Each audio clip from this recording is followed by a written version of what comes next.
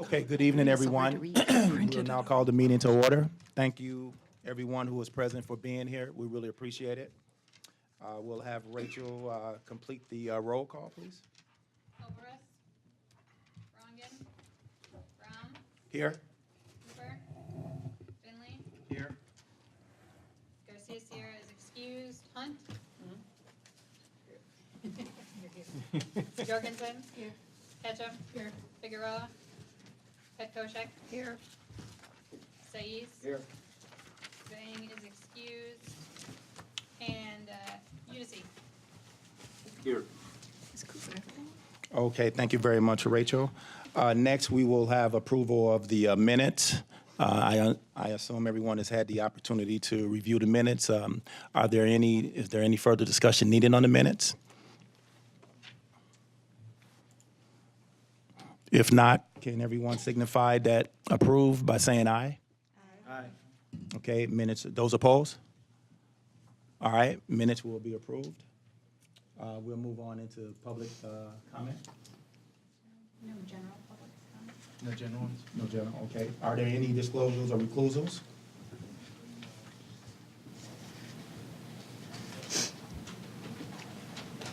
Okay, thank you very much. Okay, well, with that being said, we'll move right into discussion items. We do have one person that will be speaking on item 1 and item 2. That will be Dr. Gellenbright. But we need to bring him up first before we start. Start speaking. Yep. Yeah, that's where we're at. Yep. Yeah, that's what we have. Okay. Dr. Gallenbeck, you want to come up and address the committee?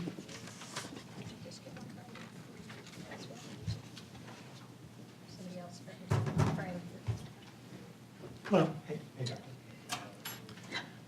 The CRT supports all the recommendations from OIR. I want to encourage you not to be deterred by objections from MPD and the City Attorney's Office. Last summer, the President's Work Group and Common Council faced the same kinds of objections and passed a resolution issuing orders to MPD requiring changes to policy, changes that MPD opposed and that the City Attorney's Office initially falsely claimed were not legal. And we're all safer and better off because of alders holding the ground and the policy changes that resulted. As David Cooper has said to me, progressive change doesn't happen in police departments unless the person promoting change has fire in their belly and are willing to stand up to resistance. I'll also mention that Michael Giannacco has said that the response from MPD, quote, would not cause us to change any of our recommendations, end quote. From the work of this committee, I believe that some of the recommendations from OIR need to be fleshed out further, and I'd also strongly encourage you to add additional recommendations. Examples of recommendations where I think this committee needs to provide more detail. The proposal to add a police auditor and a civilian review board. This is a great recommendation. However, most often, such oversight mechanisms end up minimally effective. They often end up co-opted by the police department or potentially by the City Attorney's Office. The devil is in the details, including the exact structure, as well as the mechanism and criteria used when hiring an auditor and appointees to the board. In my view, the Denver Independent Monitor and the Syracuse Citizen Review Board are two successful examples. Both show real independence and are willing to act against resistance from the police department. Madison desperately needs something like that, but it won't happen unless you set it up properly in your recommendations. Another example, based on their responses to the OIR report, MPD needs more direction on exactly what citizen engagement means. MPD's model is basically community relations rather than true community engagement, where the community has any actual power. Lincoln, Nebraska is a good model to look at if you want to get a sense of what actual community engagement means. Also, it may be useful to give some more direction to MPD with respect to the OIR recommendation that, quote, MPD should develop a robust review process after a critical incident, end quote. This goes to root cause analysis. Also, with recommendation 64, quote, MPD should amend its SOP on mental health incidents crises by breaking it into separate policies that would address separate topics and would specifically include the tactical principles the department trains and expects its officers to employ in addressing situations involving individuals in mental health crises. The council ordered MPD to do something like this, and MPD failed to fully comply.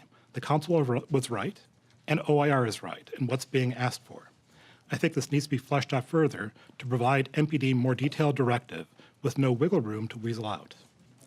In addition, I would strongly encourage you to add your own additional recommendations. Two simple examples I can think of. One, fully implementing use of pro training as one element of MPD's mental health training and implementation of a predictive early intervention system beyond the kind of limited IA Pro early intervention system that MPD is currently planning to implement. I'm sure all of you also have other good ideas for meaningful recommendations. Thank you very much. Thank you, Doctor. Anyone have questions? Thank you. The next agenda item, is in item number 1. The agenda identifies this as discuss nature and content of Ad Hoc Committee's report to the Common Council. The idea behind this was, before we got into talking about specifics, that we ought to have some idea what it is we're aiming to produce. I don't know that we have to resolve this fully tonight, but just thought it would be at least a good idea to start the discussion about what is it that we hope to produce at the end of this process. So I guess I'd like to throw that out for discussion at this point and see if people have begun formulating ideas about what it is that we think we're going to produce here.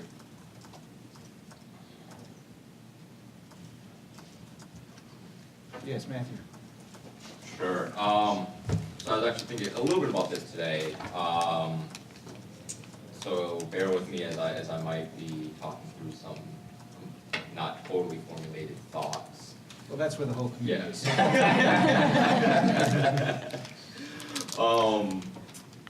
But with that, I guess, really a report that is a little bit more than just a set of recommendations, but also thoughts and ideas as far as how best to really improve, I guess, our policy and procedures of MPD, and that can, I think, go about in a variety of different ways. You know, as I was reading through, some of it came out of thoughts as I was reading through the OIR response as well as response from MPD and city attorneys, and you know, I was a little troubled by some of the city attorneys' responses. In the inability of due diligence, be it willfully or not, and missing details as far as saying, you know, this has never been done when it's clearly been done, or we can't do this when there's examples elsewhere of, you know, something that the OIR report said is unconstitutional to do this, even though other police departments have done this and gone through this process. So really kind of where I'm getting at with that is really looking at recommendations as far as these recommendations go, not just OIR's, but ours, and the process on how these can be implemented, be if we might recommend that the Common Council make a lawful order, and recognizing that some things might be beyond the Common Council's purview, such as suggesting that the city renegotiate once, you know, comes up with as far as labor and with the union and how that, you know, works out and kind of where those things fall. And so I guess some of it is the recommendations as well as the process through these recommendations, as well as our own ideas and thoughts behind that on really how we can move this department forward into the 21st century to be within, you know, more equitable, more open in its display and more communicative. And I think part of why we're here is because parts of our community, not all of it, but parts of our community, and I think some of the surveys showed it, as well as the view of MPD in the community and the racial demographic splits with that, on how largely white community members felt MPD was doing a great job, and largely people of color were saying, no, this isn't the case. Really in how to move that forward and to listen to that. We're here because it's not just community relations, but a part of our population that isn't properly being served by our department, and that same population feeling like they aren't. And that's a lot of why we're here and making sure that's there within the report. So I guess really those steps and movements forward on what we feel the recommendations are, any steps or hurdles that might be in the way, such as concerns I have. You know, I don't know if anybody else has, but I'm just speaking individually. I have as far as the city attorney's ability to properly diagnose if something can and should be done legally or not, and putting in the process to actually understand that, or be it concerns that MPD will willfully take something on without it being lawfully ordered by the Common Council, or concerns around labor negotiations and process that forward. So I know it's not exactly clear, but that's kind of where my head is at right now. I would add, along with personalizing the recommendations beyond just OII, our reasons Yeah, should be really absolutely. individualized, Madison-based, not just because OII said so. Right, absolutely. And so are you both envisioning that we would produce a written report Yeah, at the end of this process? that- yeah, Yeah, recommendations and reasons and. yeah. Right. You know, I think OIR, their report is a great launching pad into that. But, you know, ultimately, it's on us to really figure out and dig deep in how to move forward with not just those recommendations, but also through our own expertise, through information we get from the community, and through testimony and stuff we've heard from other experts and community members as well, and really kind of bring that all together into what we feel is right for Madison. My own suggestion would be, I agree with that we need to do that. I would be reluctant to just create another OIR report, right? That's, you know, really lengthy with a whole bunch of numbered specific recommendations. Just because this is going to be, I think we need to make something that's usable. Right. So I think part of the process ought to be to distill some of this, and we can probably, I think, endorse or adopt some of the OIR recommendations by reference simply to it without having to repeat them all in detail. Others we can probably distill or combine. Others we can elaborate on, as some of the suggestions have been made here. But I guess what I'm thinking is, and I'd be interested in your feedback, is what I'm saying is that we probably want to produce a report that has our own thoughts, that goes potentially beyond what OIR is suggesting. If we disagree with OIR in any respect, we make that clear, but otherwise we make reference to it, but then we distill it down into something that has some core principles that we want the Common Council to adopt, that we recommend to the Common Council, and then for some of the specifics that aren't, we can just reference the OIR report. Just so that it doesn't become so long and unwieldy that nobody can. And maybe pick like the top 20 or something, because 146 is too much, and then like, these are immediate, these would be in a few years or something like that. That's a question about prioritizing. Is that something you do? Almost like, are you kind of thinking almost like a work plan? Or an action plan for the city to take? Like, you obviously, you know, incorporate some stuff, but some worries that I have, and I think even your suggestion, you know, it can absolutely fit into that. It's just making sure that things are clear enough as far as, because even in reading through the kind of the back and forth, there's definitely, I think, some almost miscommunication between what's this, so making sure things are clear enough of this is, you know, yeah. So that's part of what I'm saying, is that I see our role here to some degree to be a translating role. That we're translating, taking all of this and translating it into an accessible form that cuts through those miscommunications to say, this is what we want, or this is what we think it means, or how we interpret it. And then communicating that all to the Common Council. And then if there's something that might be, kind of, you're also saying like refer to, like saying like we suggest refer to recommendation, whatever, from the OIR report. Right. Okay. Yeah. Okay. For some of them, I would think reference to the report is good enough. For others, we may actually want to elaborate on it. Right, absolutely, Right? absolutely. So almost like something that would say like we wholesale support, you know, these lists of recommendations for oil support, and then kind of build on top of, you know, some stuff that we have recommendations out or thoughts around clarification, stuff that, things that we might disagree with or part ways with, and have kind of that more written part. I think we're somewhat similar, yeah. Yeah. Yeah. Other thoughts? Yeah, Keith? Yeah, Louis? Luis, please. Yeah, great discussion. Just want to add on to what you and Matthew have articulated. I have a couple of thoughts. Number one is that I think that there might be a desire to develop the committee's own recommendations. Yes. And I think that that's certainly appropriate. And yet at the same time, I would caution us to not stray too far from the OIR report.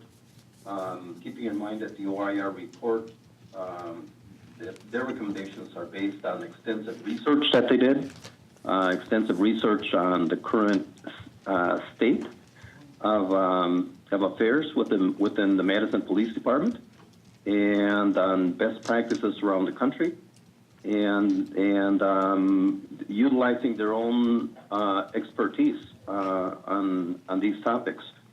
So while we might desire to come up with our own recommendations, that is the concern that I have, is that we certainly don't have that kind of expertise, nor do we have the time to conduct that kind of research, which ties into my second thought, and that is with the timing of the report. That I think that sometimes, particularly in Madison, city committees have a tendency to talk forever. Yeah. And the report, just continues to gather dust. I think that now, while the OIR report is fresh, I think that we do have momentum. We also want to keep in mind that the city's budget process and how that might tie into any new proposals or programs that we might be asking MPD to implement. And I think that that's something that that also should bear that in mind in terms of the timing of the report. So otherwise, in other words, what I'm arguing is for us to not extend the release of the report into infinity, but to try and finalize it as soon as possible. And I know it's a huge undertaking, and there's a lot of discussion and synthesis that needs to take place. But again, arguing for us to try and come up with a shorter timeline rather than a longer one. Well, I think one of the things I'll respond to Louis' comment. Louis, I agree with you, but I would say that I think that we need to be more concerned with quality at this point in time. And again, we need to think about, I think Keith said it, he alluded to this earlier, we need to certainly make sure that we are trying to do the very best we can for the community involved. So to me, I would like to concentrate on quality more so than the quantity of time. We are all aware that the deadline at this point in time is December 4th. That would be the absolute for us to have resolution and get all of the reports and everything in. So I just want us to keep that in mind as we move forward, that quality, I think, is going to be of the most important in essence. And could I even quick add to that as far as timing of it? Let's remember that heading into next spring, be a lot of citywide elections, including mayors. So that this, I believe, even if it's released December 4th at the absolute latest, this would absolutely still be something that would be in the public sphere and being talked about heading into the spring, even though, I think it would be great to get something in before the city takes up the budget. But at the same time, I don't think if we make it past that and release it at absolutely the last second, it would still absolutely be, I think, within the public sphere and being talked about and being out there, not just collecting dust. Yeah, I would hope that December would be the absolute Yeah. latest. We've been talking about this for 2 years. I think I'm reading Sean's body language to say. what Sean is thinking. And I think I agree. I would love to get this done before December. Absolutely. And so we should try to wrap this up, move it along, keep the momentum going. But if it takes till December, then it does. But I would sure hope we wouldn't need to go beyond that. I'm really appreciating what you're saying, Luis, about OIR, they're experts. They put together an extensive and very thoughtful list of recommendations. So I wouldn't want us to try to reinvent the wheel right now. On the other hand, there may be some specific additional recommendations that we want. So I guess I would kind of like to put out a call or an invitation, maybe create a process for community members to make suggestions about other things that they would like to be included that we could then take up at a future meeting. It wouldn't necessarily take a whole lot of time, but it would at least make sure that the community's being heard, that the range of reforms that are worth considering are all out there. And then, of course, we could all add to that list as well. But does that make sense to sort of try to generate a list of additional recommendations from us and from the community that we can then put on the agenda for a future meeting? I It think- might help prioritize too, Yeah. what's I here. think almost from us, I would say the next meeting, and I would put for the community, kind of give it like a little bit longer than that. So kind of put it 2 meetings down from the community and have us Yeah. talk about I both think that's right. stuff in the OIR and as well as stuff that we bring forward for the Well, next just so meeting. you know, what we're planning for the next meeting after this is to have representatives from the Denver Independent Auditor's Right, yeah. Office and the Lincoln Yeah. Police Department to come and talk about how they do the community engagement. And so I think that we probably would make sense to put for the next one after that. Yeah. And the nice thing about that too is we put sort of a deadline Yeah. on submitting these recommendations so that there is an ending point to this Right. process, right? So we can get those in, consider them, and then figure out what we want to do with them and move on. Does that sound right to everybody? Sean?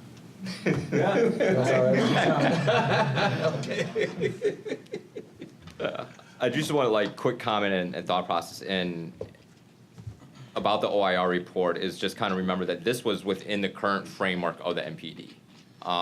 So I just like to just challenge us to think about that and to as far as we're thinking about our own recommendations, because we have a chance to put forward recommendations that can go beyond the current framework of the MPD.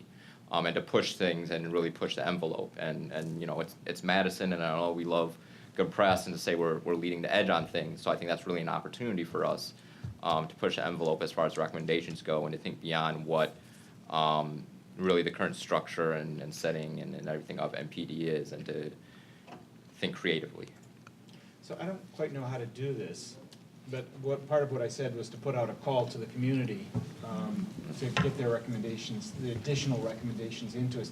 Rachel or Marcy, do you have ideas about how we can or should do that? One way we can do it is certainly, a lot of you folks represent different segments of the community. Consider this our call to you and your constituencies to work on that. We also have some of the more active members of the community in the group here who I'm sure will respond to this call. But beyond that, is there a mechanism for putting that out there and making the expectation clear that we need to have these in by, you know, a week prior to the meeting after next or something like that? If I may, or does he? Because I've been taking up a lot of talking. But I think almost kind of a little bit how we did, you know, with the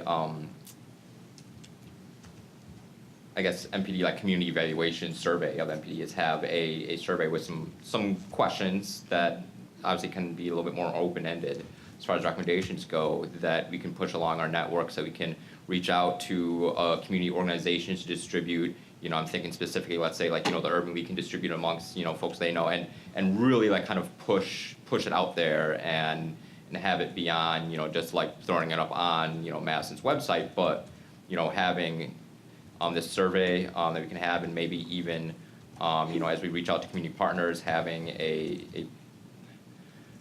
I mean, this might be a stretch for the city, and I apologize for saying this, a paper version as well, and some multiple languages. Thinking specifically Hmong and Spanish. You know, again, to make sure as we push things out, and then having some of these more open-ended questions, as far as, you know, that's something that I think that we would have to think of as, you know, I think like not just, you know, what do you want to see from the MPD, or, you know, recommendations you have, but like, how do you envision, you know, your city's police force? What would you like to see? And really kind of, you know, ask them to think aspirationally. As far as the police force, and that's something that I think that we can distill as a committee on some of the recommendations, even if it might be a little opaque and not like direct stuff, I think that's absolutely something that we can kind of distill down to their greater point. But I think really branching out into our own networks and asking maybe the city to help and push out through their own community partners as well, to ask them to push it out, so we really, make an intensive effort to get that out there. Veronica, you have anything to add to that? I mean, just to hear you talk, it seems to me like this group did that because of the people that we represent on this table. So how is that process going to be different than what we already have in front of us? Or are we asking people to review these recommendations and provide input based on the review of the recommendations? Because I don't want to continue to work on silos and redo what we already did that we pay $400,000 to do. Yeah, Keep in mind the money, because that's what my people care vision- about. My vision was not to revisit all of this. What I was suggesting is, we've had the idea that we may want to go beyond the recommendations in what's in OIR. So my thought was to, it's basically send out an invitation to these community groups to say, we've been talking about this, you can see the OIR recommendations. What is there that's not on the table right now that you think we should be entertaining as additional recommendations? So just really targeted to additional ideas. I You see. agree with that? Does that answer it? Yeah. So you suggested, yes, Louise. Yeah, just one other thought, that we, and I believe that, that obtaining public input is critical, but one way perhaps of approaching it, ideally, we would have meetings out in the community, maybe in different locations, to meet with different community groups, so that we would be more accessible. But that would take a lot of time. But short of that, perhaps we could work through the city council members who have networks out there within their communities, their constituencies, so that they as well could work with us to be able to obtain some of that input. Sure, yeah, we talked last time about having community meetings, and I think Sean led the charge against that, that successfully, on the basis that we've been kicking these ideas around for two years now and have had opportunities for community input at all of them, and we need to get moving. So I think we kind of crossed that bridge last time. Correct me if anybody else wants to take a different approach, but I think the idea of putting out this call through the city council leaders is also an excellent idea, that we can use them as a way to network with the community.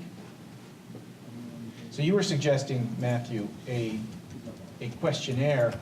What would the questionnaire say? I mean, what I had in mind was basically just saying, what else do you want us to think about? I mean, yeah, I guess it's something along those lines, but just having something out of That's some formalized language. Some formalized language, yeah. Okay, sure. Yeah. So, well, I'm getting a sense of the group that that's a good idea, that we should sort of put together a written invitation, inviting community members to provide additional ideas that we would then send to each of you to distribute to your constituencies, your organizations, that we would distribute, you were saying, to other? I was thinking just, really a kind of almost calling for an all hands on deck, and to Lisa's idea as far as pushing through the Common Council and asking the elders to push out to their constituencies, as well as,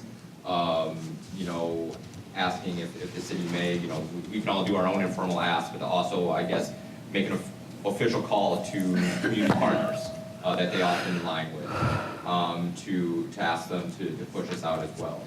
And then, Rachel, is it appropriate for you to be the recipient of all of that? I can, I mean, it's up to, you could be the recipient as the co-chairs, but, it's fine. with the mayor's office, I think that's logistics we can work out later. Okay, all right, we can just, and we don't need to take any formal action on it here at this meeting in order to generate this, do we? Or just the consensus of the group, general sense of the group, if that's what we want? So why don't Tom and I work on putting together some language?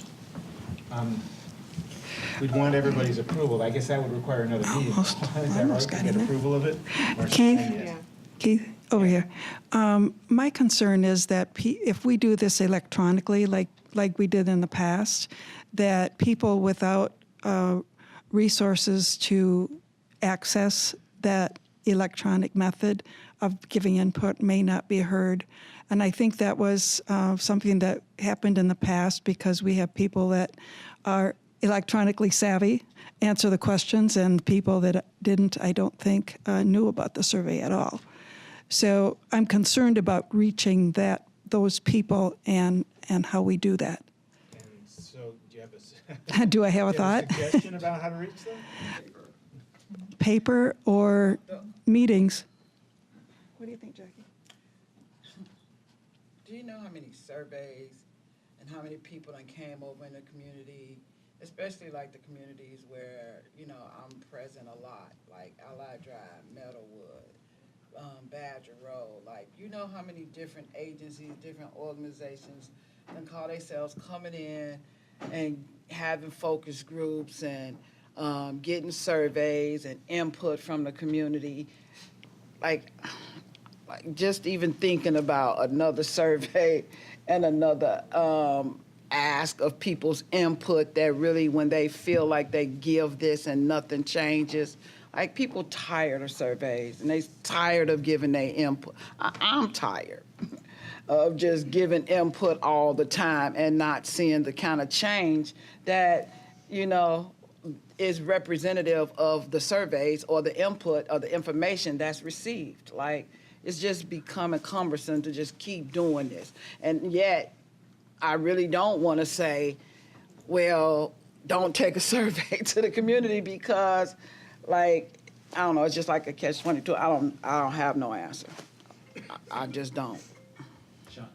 So at our last meeting, I thought that we had talked about us first coming up with what we thought were our priorities, our ideas, and then getting the community input. So I'm not sure, because I'm trying to think of like the logistics of this, because, and then weighing like the benefit, you know, to the amount of effort, like how much, you know, that's got to be an analysis here. You know, how much is it going to benefit as opposed to the labor, the time, the intensity? Because I'm just thinking about the paper thing. I mean, truly, to be fair, you're right. It should be in multiple languages. You know, otherwise that's not equitable. You know, how are we getting the message out?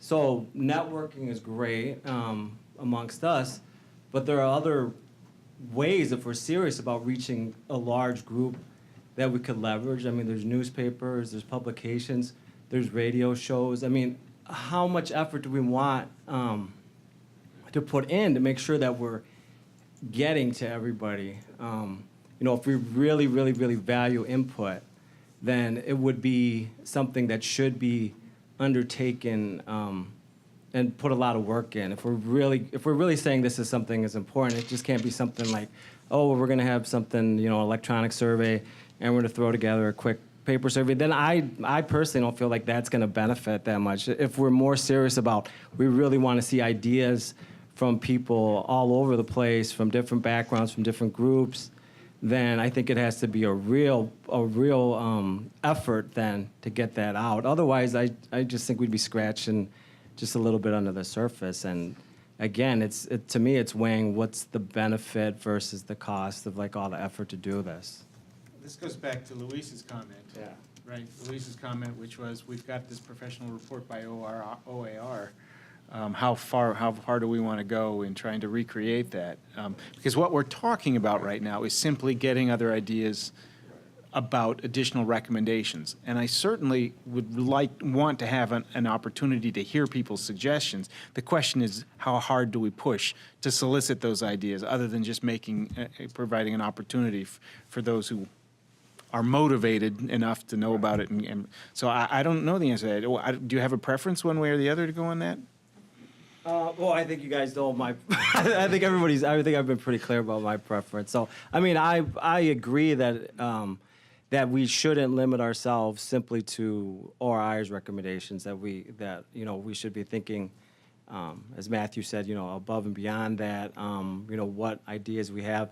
And I appreciate the thought of making sure that there are other people involved that might have ideas that we haven't, thought of, or recommendations that we haven't thought of.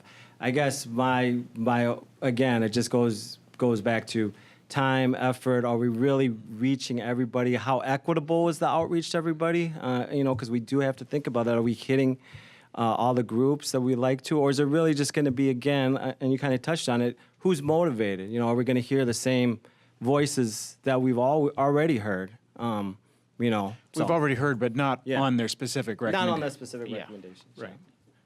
Matthew? Chief, this is Luis. Yeah, Luis, please, go ahead.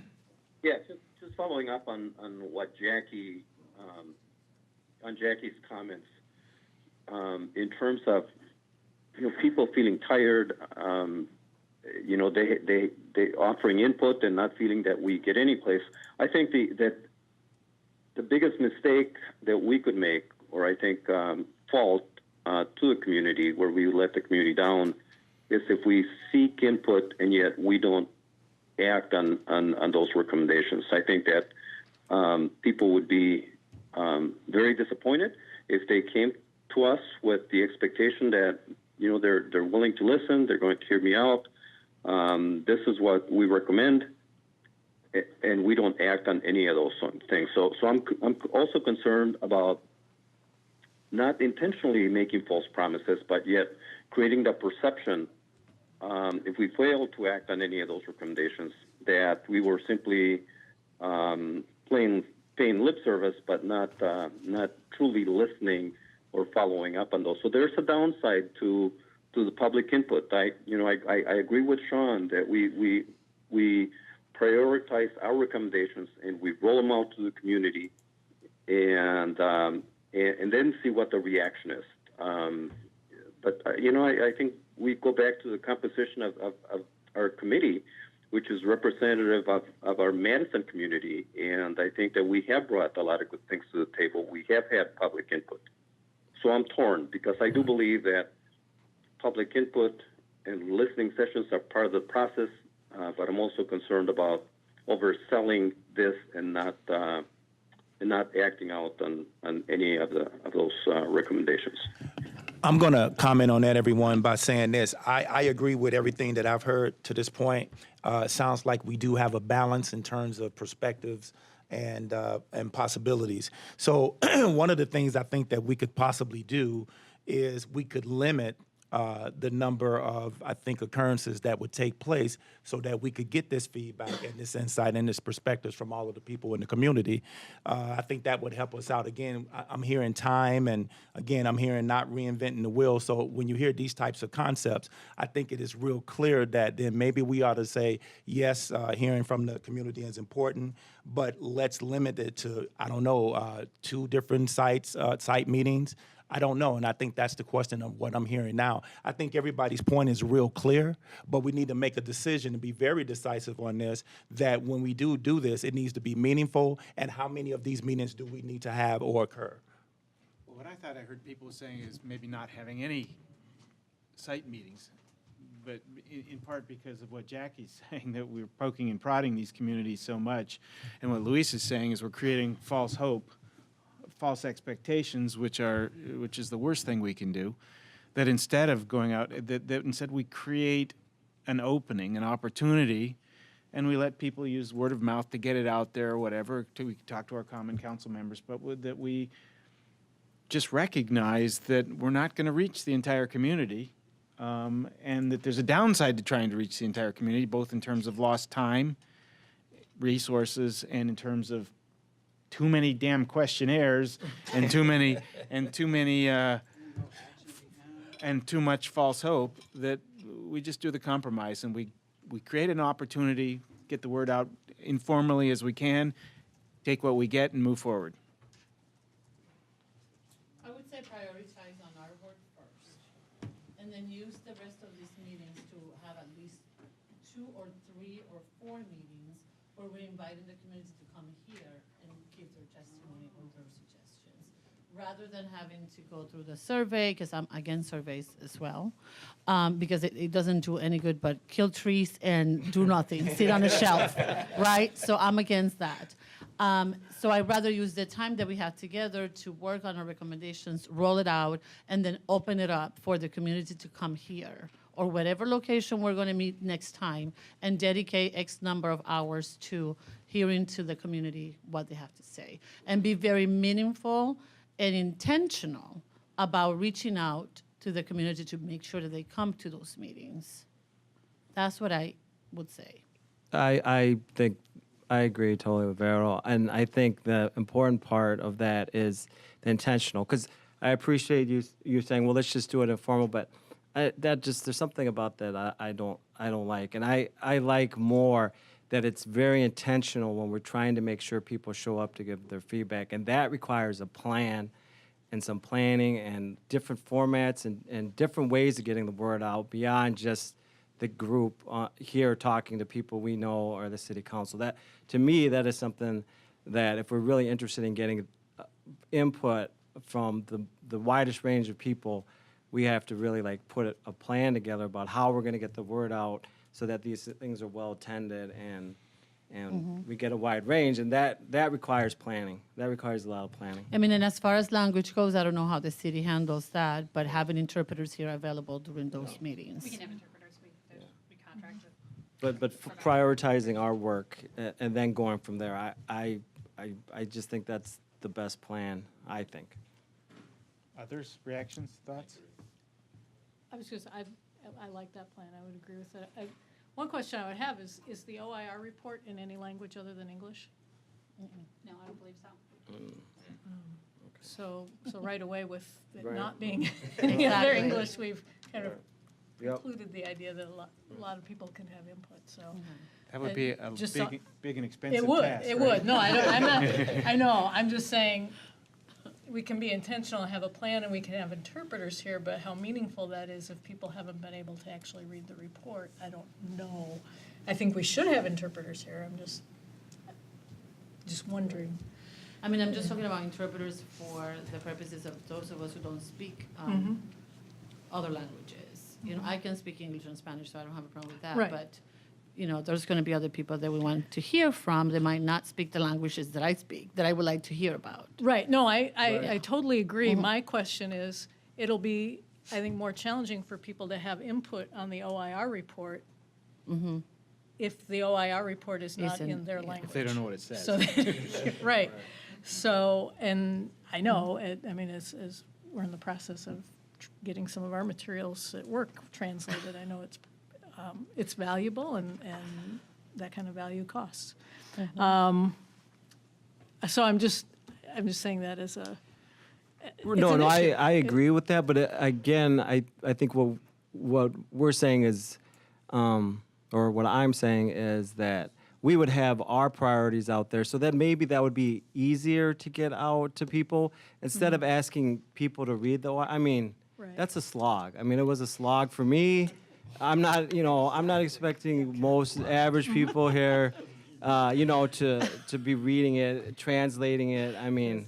Easiest Come time I on, had fallen asleep for a but I week. think if we get what we want, what we think should come out of it, and what we're saying, then that might be an easier thing to communicate to people because it would be more condensed by far. I would think. Yeah. Well, we were slightly under budget on the report, right? I believe so. So is there money to translate at least what our priorities would be There you go. so that we could put those out and make them more The final accessible? invoice is not in from OIR Okay. yet, so we don't know. So we don't know how much budget we have Okay. left, but we might have some. Well, and I will just mention though that translation services in general are part of the city's funding process. So it may not need to be any extra money to have a report done by this committee translated or something like that. No, you're right, it is part of the city's funding process, however, the city is implementing a citywide policy. As of today, I just got an email that all departments are supposed to be implementing a citywide policy for language. And so, and it's run through DCR, and so the timing could be the holdup for this Right. committee. If you want to send it up to DCR, they'd be happy to look at it. I just don't know if they can get to it in the next month or 6 months. I don't know what the timing would be. And so for funding, if you want it done quickly, then we would have to contract out. And I know there's other things you're looking at using the money for too, so I don't know how much money we have at this point. So, go ahead. Yeah, I just wanted to reiterate, I think we should do our part and then have the community get some, have access to what we've come up with. Because I guess the committee was chosen as a representation in some kind of way of the community. I just think about the reality of, reading and having that out into the community, and especially from some of the lower income communities where I frequent, people don't have time. I mean, they got real life stuff that they dealing with. And again, they've given input over and over and over again and haven't seen any results. So they kind of like, what's the point, if you come to them with that again. So I agree that we should just do our work here and then invite the community in. That's fine with me. The only addition I would make to that is I would still like, at this point, to put out an invitation to anybody who wants to submit specific proposals of things to add to it, because I see that as part of our work. Right? I agree with that. Right? So, Dr. Golombek, if you and your group, for example, have specific ideas, here's your invitation. On top of OIR. And then, and that's true for all of you with your groups. If you want to go back and talk to your groups and think about, are there other things we want, let's bring those together, put them on our list so that we can do our work with all of those. And then we can go through this intentional process later of getting the community feedback. Right? No, this isn't directed at Dr. Gillenbeck, but is there a page limit that we can implement? There's a de facto page limit, because many of us won't read more than a few pages. Wouldn't Okay. intentional be including, identifying the groups that we haven't yet heard from, though, rather than the same groups over and over, so that we don't get another 146 recommendations? So maybe the thing to do is, because we're talking about that for a future meeting, is maybe in the meantime, if folks could start generating their own lists of who should be invited specifically. Then I think you're right, with the idea of trying to think about who has not been heard from yet, that would be useful. I don't personally know who that would be, but Yeah, maybe it's some so of you do. thorough. It's been so thorough already, it seems, but again, there could be places that haven't been asked yet. But since that's not going to happen until after we've sort of assessed all Right, of that would the, be part of. we distilling. have some time to figure out who that's going to be, Yeah. right? Are we all on the same page here, or I don't want to. No, I think so. Okay. I do have a question. If we didn't do a written report of all of this, what would the other options be? We could just pass a resolution adopting the OER report, passing it on, right? Okay, I I see. mean, whatever. Okay. Okay. Or we could adopt some of them just by, we approve recommendation 22 and 24, but not 26, and just pass it. I mean, who knows? I see. Okay. So I just wanted to be really clear what it is we're aiming towards producing, so that as we go through this process of deciding things, it makes sense with the product we're aiming for. Kristen, did you have any comments? I know you kind of came in a little bit late on this, but did you want to add something before we move on?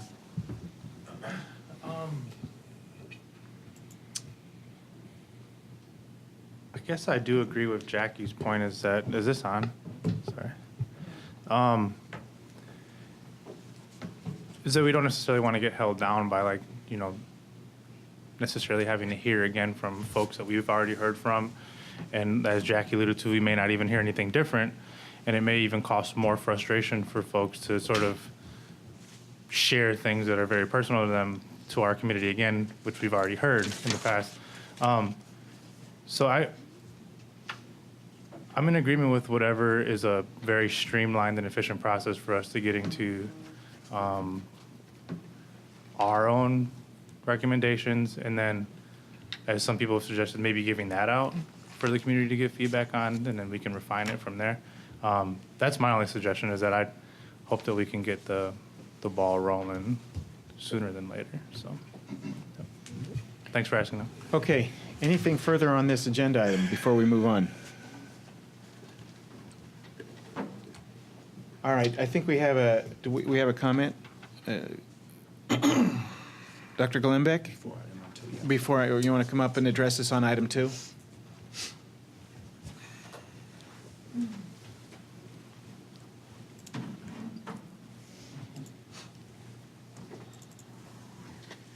Hello. I'd like to briefly speak about a couple of OIR's comments in the supplement. From the OIR supplement, quote, MPD asserts in its response that drug and traffic enforcement constitutes community policing. They do not. MPD's belief that they do suggests a fundamental misconception of community policing philosophy. The recommendation holds. The department's community policing team should be dedicated to, quote, community policing in the classic sense, or their name should be changed to reflect the work that they're assigned to, end quote. This is something progressive officers have complained to me about, that community policing teams are predominantly being used as drug interdiction teams, which is not community policing. MPD propagandizes about community policing a lot, but they don't seem to really understand the concept. There are some officers who do, but that's not true of the organization as a whole. 2 models for community policing that are worth looking at, as I mentioned previously, Lincoln, Nebraska, and I'm very glad to hear that we're going to be hearing from them, and the Community Safety Partnership Program started by Connie Rice in impoverished neighborhoods of Los Angeles. With a form of community policing implemented in those neighborhoods, stops by police dropped sharply, arrests were decreased by half, and violent crime plummeted. I'll also note the following, which is one example of a consistent theme. Quote, the city attorney this is from the OIR supplement, quote, the city attorney misstates law when he says that it would be a violation of an officer's constitutional rights to compel a statement after a critical incident. If the city attorney were correct, hundreds of agencies who do so would have been taken to account for these systematic constitutional rights violations of its officers, end quote. And I'll say, and I don't intend to be mean in saying this, that's not my intention. One problem here is the Madison City Attorney's Office frequently misstates law in its advocacy for MPD. Regarding MPD, it's repeatedly offered advice that has been shown to be flatly incorrect. Personal prejudice is dressed up as legal opinions. It's shown itself often not to be a credible source of information, yet the pattern continues. Thank you. Thank you. So this agenda item is simply here to give committee members an opportunity to reflect and respond to the OIR's response to the MPD's response, to the extent folks want to talk about it. And there may be, sort of at a general level, we can also incorporate those discussions into our specific discussion about specific recommendations on the next agenda item as we go forward. But before we got to that, just wanted to know if folks wanted to reflect or react to the OIR's latest submission. Well, I just have one general comment that I took away from looking at it is that I think it was important that OIR pointed out that they acknowledged that many of the things that MPD were saying, how practical they were, how could we do this? OIR pointed out that, yes, these are difficult things to do. They're complex things. But they were saying that, if something's worth doing, it's going to be difficult and complex and take a lot of time and effort. And that kind of reflects back on, when MPD came and to our last meeting, and I heard a lot of, wow, this is hard. We don't have manpower. I'm not sure how we do this. And to me, it seemed to be a lot of deflection about things that OIR had recommended, saying, basically, it's just too difficult or we don't have the resources to do it. And I think it's really important for us as looking at this is that we not be, take that, like if something's hard to do or difficult to do or we're not sure how we do it. I don't think, from my point of view, I don't think that is, a high concern. We're here, as Tom said, to make sure that things are done that will benefit the community. And if they're difficult, if they've never been done before, that's basically things that we should definitely be looking at then. And OIR pointed that out in several places and said, despite the difficulties, it's been done in some places and it's difficult to do. But, I just think that was something that I felt when MPD presented as well. It's just there seemed to be a lot of deflection about, well, this is too hard to do, or we don't know how to do it. Can you give us examples? And I think the responses from IR were very illuminating that, these things can be done. Other reactions in general? Let me just say one thing if I can. I hope you've all had a chance to see the chart that I prepared. In our next agenda item, we will talk about that more specifically. I did the best I could to try to capture whether I thought there was agreement or not. I did this before I had seen the OIR response, so that's not incorporated here. That's why I'm talking about it in this agenda item. So there are some that I see now where I took just going through it quickly, took the MPD response as being agreement or something like that, when OIR thought they were missing the point to a certain degree. So this chart has to be read with that in mind, that this is one stab at identifying this. It's not by any means the final word, and it needs to be read in conjunction with the OIR response. Anything else on this? Well, then maybe we're ready to move on to agenda item 3, where we start where we start doing the work of looking at the specific recommendations and hashing them out. And I guess we have another community member. Chris Moulter. Chris Moulter. Is Chris Moulter here? She left, okay. Oh, in any case, she does not wish to speak. She's here in support of the OIR report recommendations. She's just registering in support of that. Did not want to speak. So we don't have a community comment on that. Okay, so the next thing we have here is review and discussion of OIR's recommendations found in the OIR's Madison Police Department Policy and Procedure Review. Again, back to this chart. This was meant to sort of streamline and facilitate our discussion. But again, I could be wrong in the way I've interpreted some of the responses. So the first thing I would like to do is ask if anybody's had a chance to go through this and compare this and identify if they think that I was basically got it right in the ones that I labeled green. By the way, just, obviously green means there's agreement, red means there's clearly not. If it's white, that meant it's sort of mixed. I wasn't sure how to categorize it. That last column, I put an X in there for disagreement, even though that just replicates the color coding. I put that there in case people had a black and white version, that they might need that. So that's why that additional column is there. The other thing to note about this is it does not incorporate the Professional Police Association's responses. So that's another thing to factor in.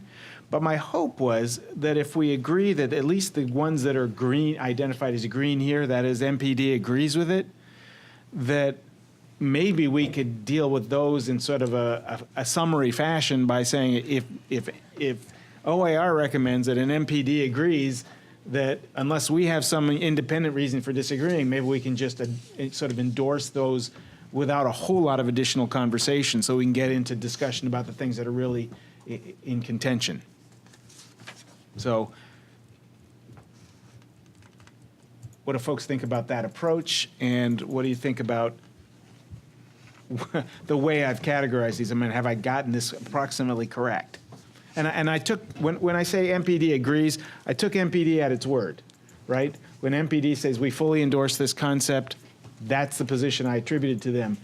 Whether they would fully comply with it or, that it seemed to me is a different question, right? That's a question that if we were to, for example, adopt an independent auditor's approach, the independent auditor would be charged with responsibility to make sure that it is actually being something that they're actually doing. So this is meant to say, this is just meant to try to align where OIR and MPD actually said they agreed with each other. So thank you for doing this. Sure, and obviously I only got halfway through it before we. I will do the other half. But I was pretty confident if I got halfway through, I would get far beyond what we're going to cover here tonight. So I felt safe that.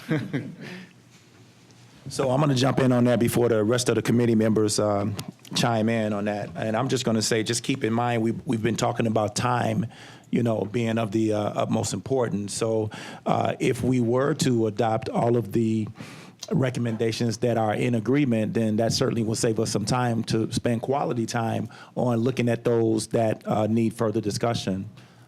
So I just want to throw that out there before we begin the open discussion on that.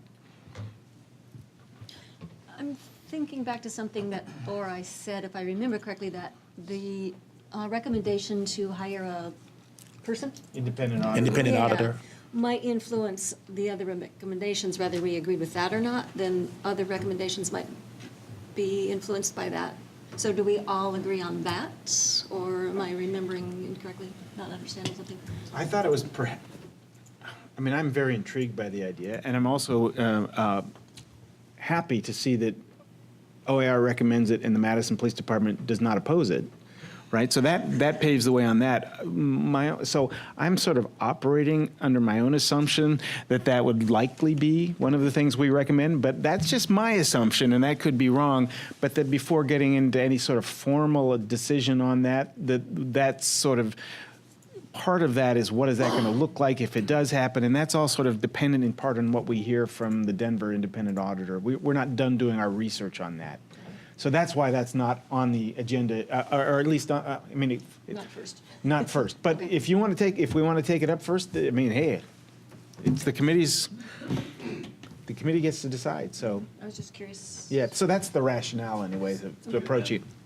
As far as I see, like, as you're speaking about the independent auditor as, making sure things are being followed through, and just I'm also thinking as far as where some of these things land. So I'm thinking like specifically, let's say, EROs.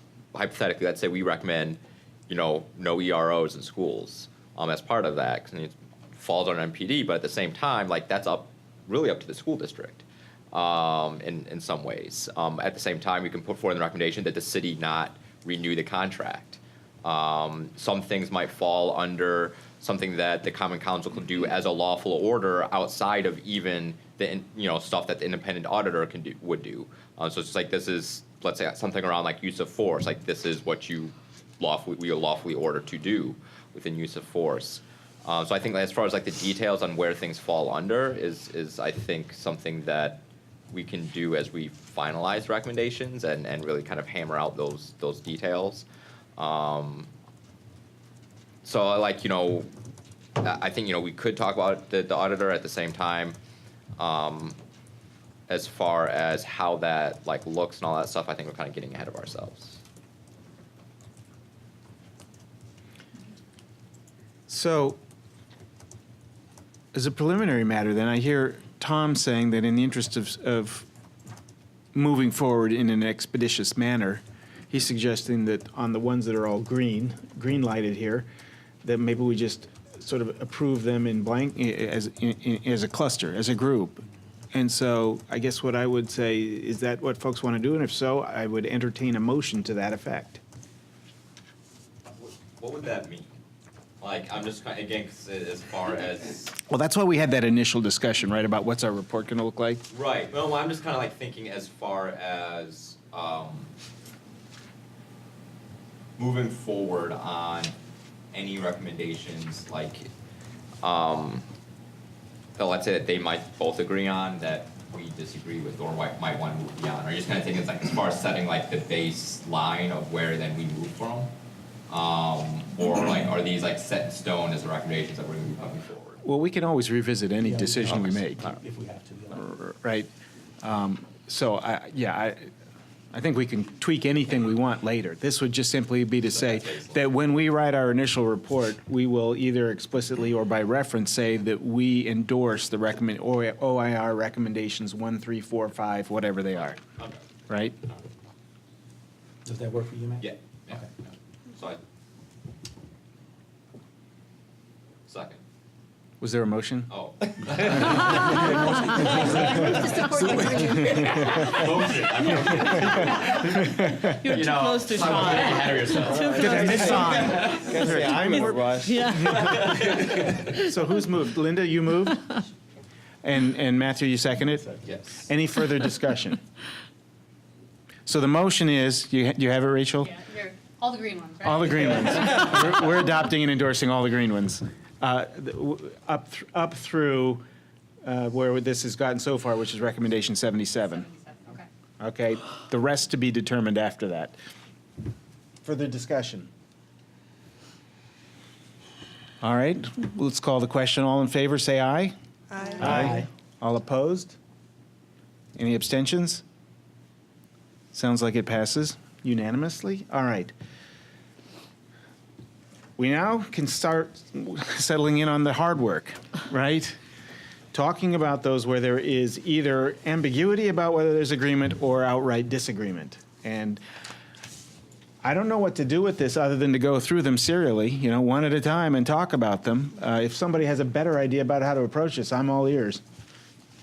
Let's do it. All right, let's go to number 2. OAR recommends continuing the collaborative programs that address systemic inequity like the unpaid ticket resolution days. MPD and the city attorney oppose this, in particular focusing on the unpaid ticket resolution days. And you'll notice that the OIR group has a response to this, which you can all read it, but I take it to mean that they're saying that unpaid ticket resolution days is only one example, and they thought MPD sort of took it as the entire recommendation. So what do folks think about this one? I'd like to keep it. I think I'd like to keep it, particularly if we kind of fill out the explanation a bit, but yeah, baseline.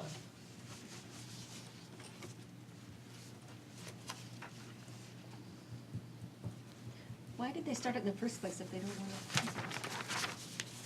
Can I Yeah, talk please. about this? Yeah. So I actually was the lead prosecutor when it was my idea to begin with, to start with unpaid ticket resolution days along with Chief Koval. We were talking about individuals that weren't able to get into court and what was happening. And this started 5 years ago or even longer than that. When individuals didn't appear in court and they received citations, eventually those could go to warrant, and then people were getting arrested and going to jail for ordinance violations. And there was concern that that was having a disparate impact on individuals, and we didn't want that to happen, obviously. So we looked at ways of people couldn't make it to court, what was going on, how could we get out into the community and look at the citations. So we did have, and we did it a Sunday, I forget how many years ago it was, we all went out to Park Street and had our unpaid ticket court. We had an overwhelming large numbers, hundreds of people showed up, which surprised us, and it was great to see. We couldn't tackle all those tickets, so we had another day where more people came back, and I think we either had 2 or 3 days, and several hundred people were served at those ticket days. The concern was you still have a responsibility to pay your citations. We didn't want to make it a routine where, okay, if you don't come to court, then you can just show up and get a dramatic reduction, because a lot of the citations were reduced dramatically in an effort to work with individuals and avoid having people get arrested or have warrants, and help individuals get driver's license, whatever their issues were. So we looked at it as a way of reaching out and helping individuals, but it's not something we're able to do on a routine basis. There's a court process. We help explain people how they can get to court. So that was the main concern that our office had, was we didn't want, and I don't think the police department, I don't think the court wants it to be a regular, you can show up at these unpaid ticket resolutions and get dramatic reductions. That's not the point of the court process. It was just to tackle some major issues that were out there, and we attempted to do so. We looked at, and I don't have the report, we ran the numbers, and unfortunately of all the people that took advantage, less than 50%, even though we reduced their tickets dramatically, less than 50% either did the community service or paid them.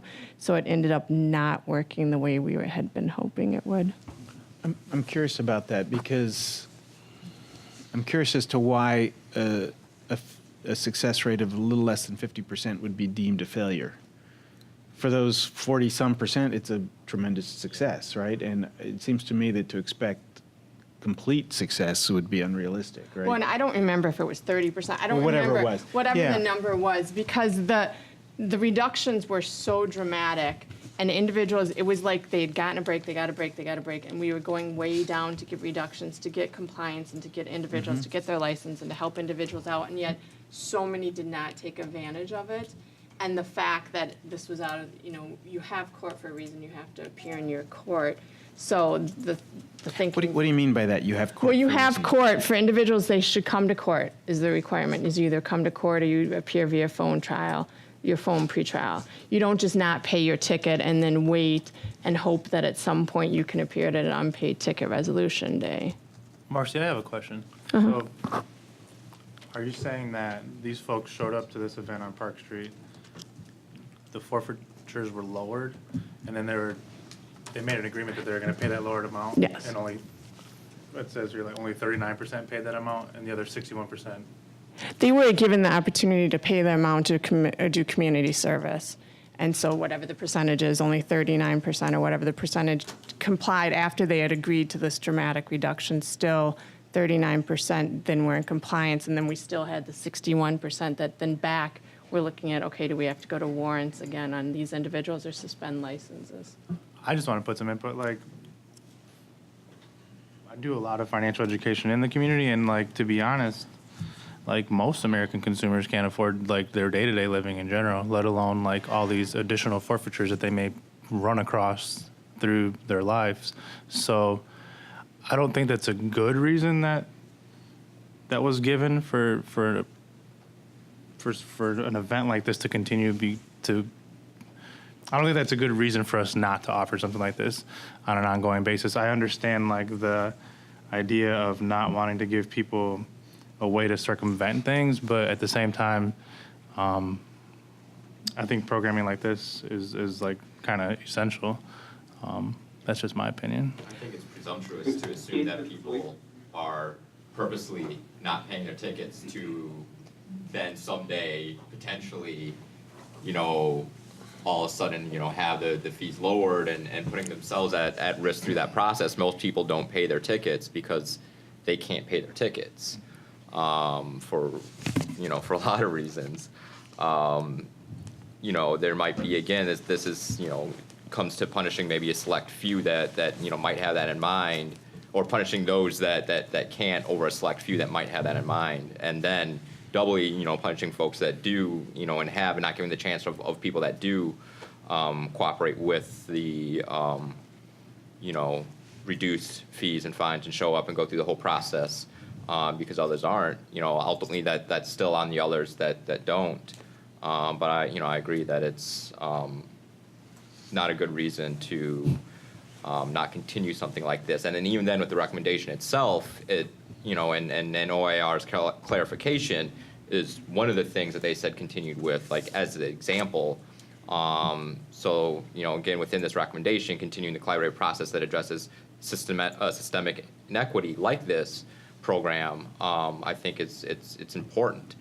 Even if it is imperfect, just offering that opportunity is important. Luis, you were trying to say something? Yeah, I have a little bit of a different take on this. And one of that is that if people don't pay their parking tickets, one of the consequences of it is that it can result in a suspended registration, and people don't know that. But what happens is that an automatic notice goes out to the motor vehicle department, and they suspend your plates. Now, people who live at or below the poverty line, as has been said, have a difficult time paying fines, but this is just one more that kind of puts them into a hole. If you can't register your vehicle, then you may run into issues. If a police officer stops you and you're driving with suspended registration, that's one more consequence that can fall upon people. So that's one thought. The other thought is that it was an effort by the police to work with the courts to do something good for the community. But I don't believe that this is a system that is owned by the Madison Police Department.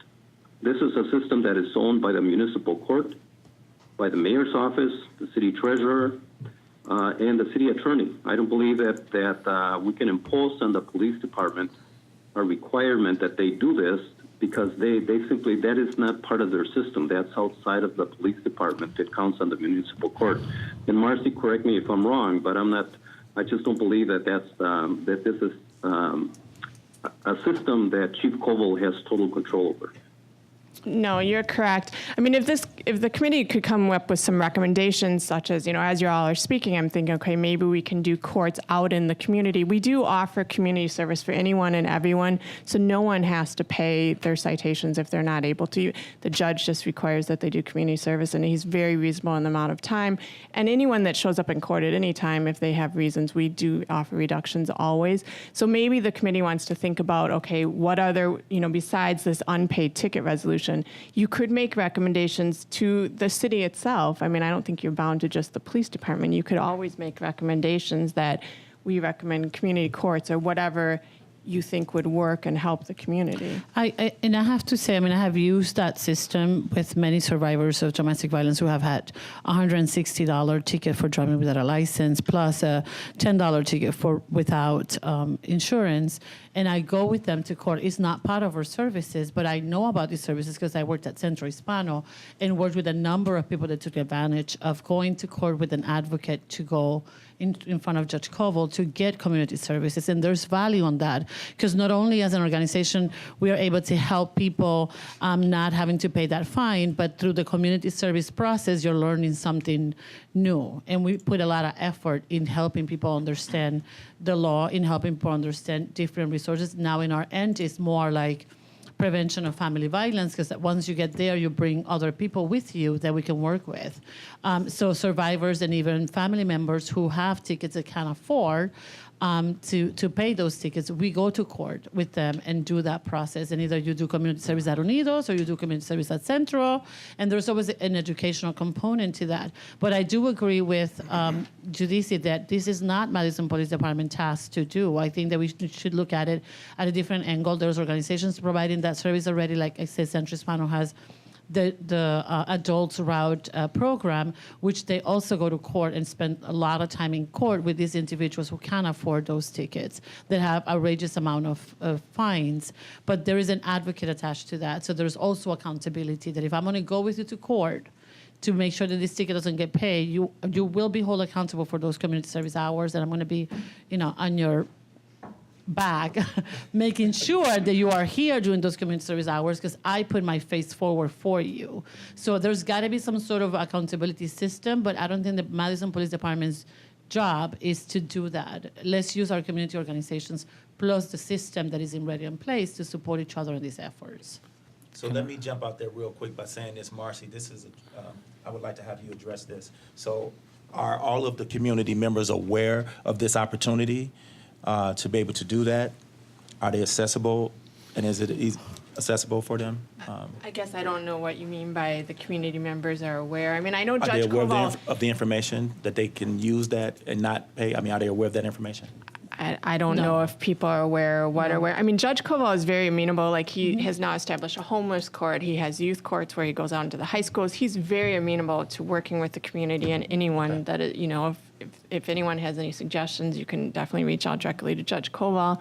He's very, very amenable to working with individuals. But I don't know if people know, if I don't pay it, I can request community service. Yeah, I don't know if that. No, people don't. I mean, I only know that because I worked through that program at Centro Hispano. And then I use it to meet my volunteer requirements once in a while when people have this type of trouble. So can I just get clarification on something? How was unpaid ticket day different than what you do every day?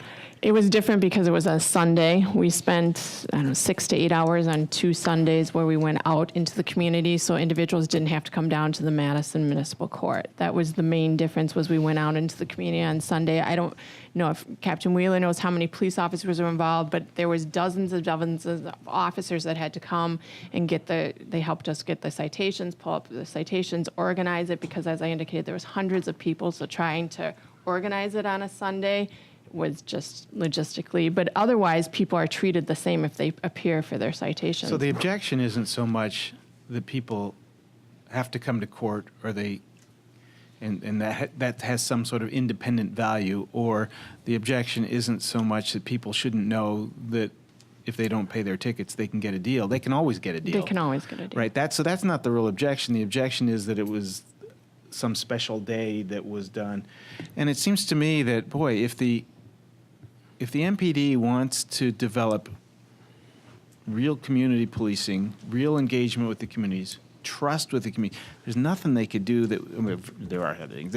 This is one thing they could do that's absolutely not threatening, not in your face, not locking anybody up. It's helping.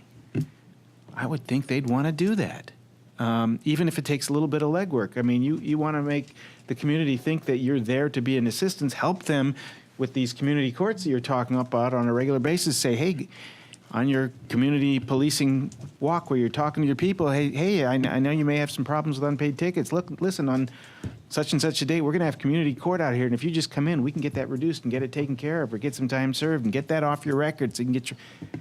Sounds like a win-win to me. I don't know. I mean, the outreach part would be awesome, but I still don't think that is the responsibility of Madison Police Department to run these courts. I hear that if you're a community service police officer and you want to engage in your community, that would be one of the things that you should be informed, just as you're informed of other resources in the community. If you really know your community, you're going to know what each family in your community needs are, right? And really connecting people so that more people know about this opportunity to reduce or lower or not have to pay your ticket. But solely putting that responsibility of also bringing more resources into the community on a Sunday, for example, to run these courts, I really don't think that to me, that's unrealistic. A task that can be done by partnering with community organizations that are already doing that work. Well, I don't see anything wrong with partnering to the extent you can, but also I think the police could not run it by themselves. They'd have to partner with Judge Koval and Yeah, I mean, once the citations are uploaded into the municipal court, the municipal judge is the one that has the jurisdiction over the citation. So Judge Koval would have to be there along with someone from our office because we would be the ones that would negotiate it. I mean, the police department was mainly there for the parking tickets because if you don't go to court, if you don't do anything with your parking tickets, they stay within the police department. So that was why the police department was there, but they were also. I'm sorry, what do you mean by that? If you get a parking ticket, it doesn't. If you get a ticket for speeding, it automatically goes to municipal court, and they have jurisdiction. If you get a $25 parking ticket, it does not go to court. It stays within the police department unless you enter a plea, and then it goes to court. Otherwise, the parking tickets stay within the jurisdiction of the police department. Oh, so it is entirely within the police. Parking citations. For parking citations only. Okay. So but that is not something moving the police violations. And they have to enforce all this. Police have to enforce the fine. Or what happens if you never pay your fine? If you never pay your fine or forfeiture, because a fine is a criminal charge, a forfeiture, it's up to Judge Koval. It will go to collections. It will go to a license suspension. It will go to a suspension of your plates, depending, or it could go to warrants. I don't believe he's done warrants for several years now. That's under state law, right? Forfeitures or? License suspension and all that stuff based upon parking tickets and all that fun stuff, or is that municipal? Well, it's municipal. They're issued under municipal ordinance, which adopts the state law. So, now I'm just like thinking, because I mean, a little bit beyond just like this recommendation, because I mean, this recommendation is not just, ticket resolution and stuff. It's just saying, the MPD should continue participating in these things. But, I mean, if we're talking particularly parking tickets, and if that's something, because I know, I mean, this is the state of California, but I'm just trying to figure out in my head and think about like if it's something that Madison could do within our own recommendations. If we're talking about, part of our charges to reduce inequities would be for parking tickets not to have a suspension of license. And I don't know if that's something that could fall under municipal. Well, parking tickets don't suspend license, they just suspend plates. Well, okay, suspend plates. So like, unpaid parking tickets, so that falls under municipal. That's under state statute. State statute, Yes. okay. So it's just municipal enforcing state statute. Yes. Okay. Just real quickly, Captain Wheeler, would you like to add any of your perspective on this concept we're talking about? Sure.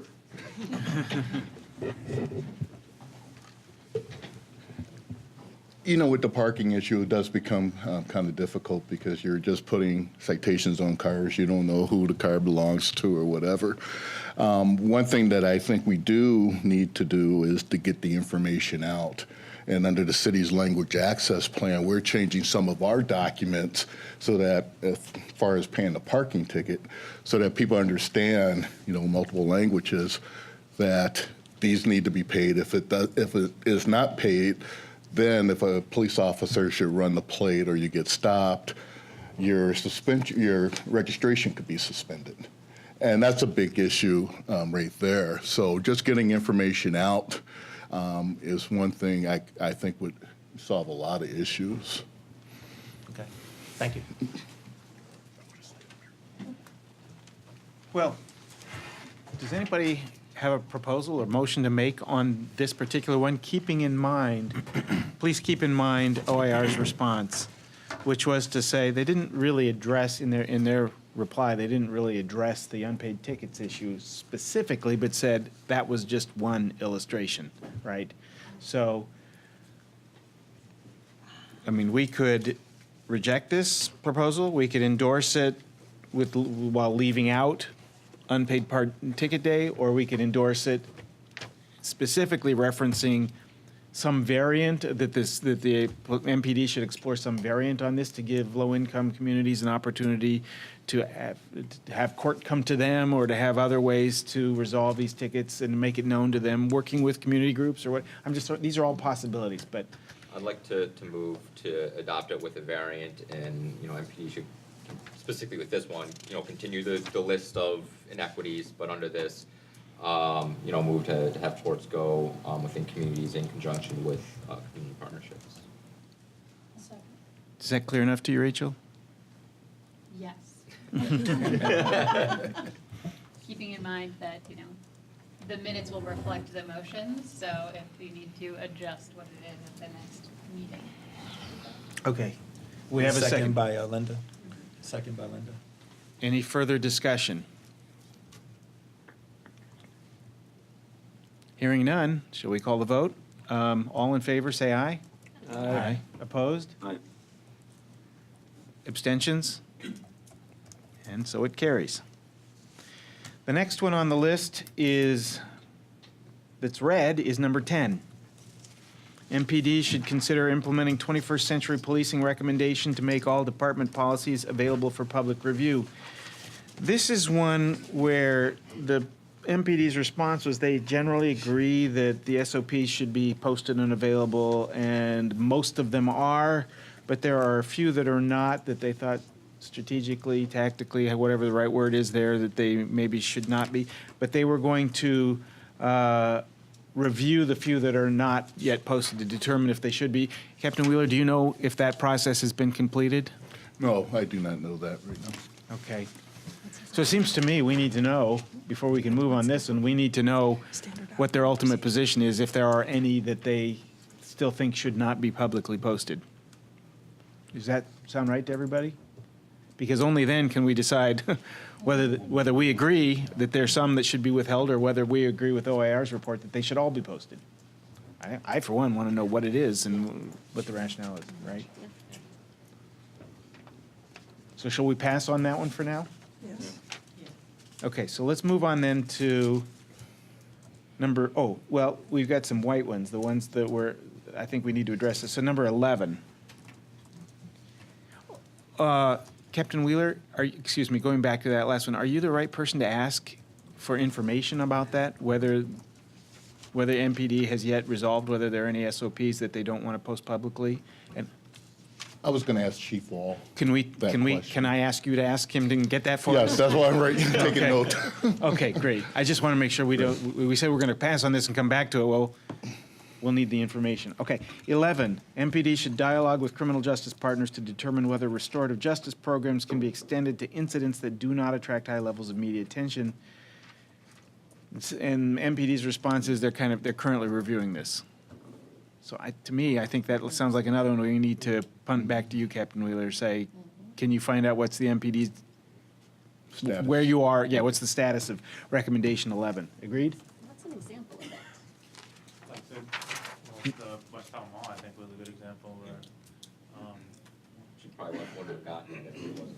yeah, like, do you remember that? It was like, cops had came to I don't want to muddy the water on the whole situation, but there was a girl with a group of other teenagers at the mall, and cops came and, from what the video looked like, pretty, roughed her up, exactly.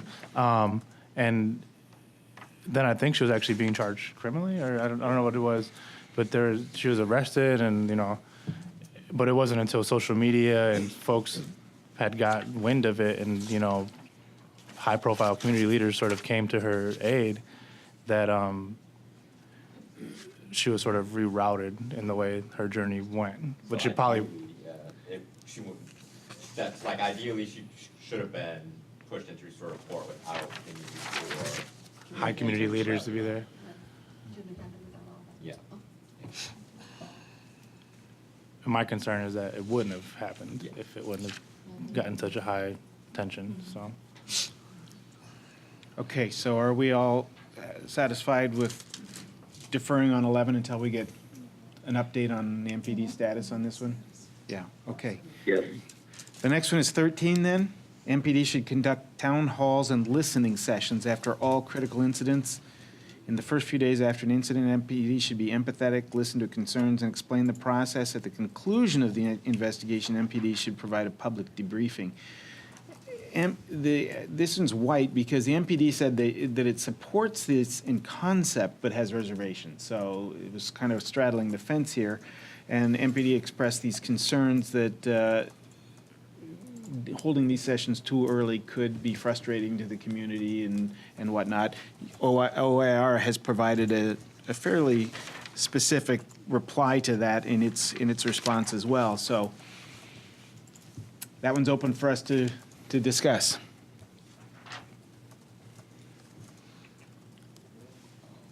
I mean, I'd like to, I guess, move to adopt, and if we need to within that adopt the further explanation from OIR within the language of the recommendation. So the motion, if I understand it, is to adopt recommendation 13 with the including the clarifications provided in the OIR reply. Yeah. Okay. I have a question quick, though. Yes. Is there like a legal standing that they're saying that they're not going to be more than a spectator? And Well, what they're saying is that, when I was a year or two ago, a couple of years ago, the legislature passed a law that any time there's a use of force incident or a shooting in particular, that it has to be investigated by an independent agency, and that independent agency in Wisconsin is the Attorney General's Division of Criminal Investigations, DCI. And so what they're saying is by law, they can't be conducting that criminal investigation at that point. They have to wait.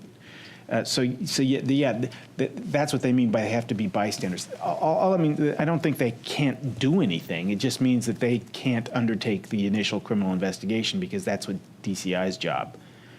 But there's nothing in the law that says they can't say anything or do anything. They're not muzzled by it. It's just their concern is that if they say too much or release information that it would interfere with the criminal investigation, and that they can't do. As well as the public might get upset because they can't talk about it as much as the public might. At the same time, OIR suggests that it's still important to have that listening session and to provide the information that they can provide. And if they can't legally provide it, that's just something that we as a public are going to have to accept. And the public's going to be upset, I think, no matter what. And providing that listening session in town halls regarding and providing that information that they can provide in a setting that's not through the press, that's not through the newspaper, that's direct, I think is important for people to have. And to have it be there voluntarily versus they have to go and fight for that opportunity. Right. Is important. Yeah. And so OIR's response is, yes, we understand that the DCI conducts the investigation and you can't release a lot of facts about the investigation. So our OIR's response is, that's not what we envisioned. What we envisioned is an opportunity to meet with the public, show empathy, and listen to the... And I, for one, tend to believe that OIR is probably right, that would be more useful than not having that kind of session, if they explain at the outset what their limitations are. If it's clear expectations, this is just to hear you versus we're going to tell you.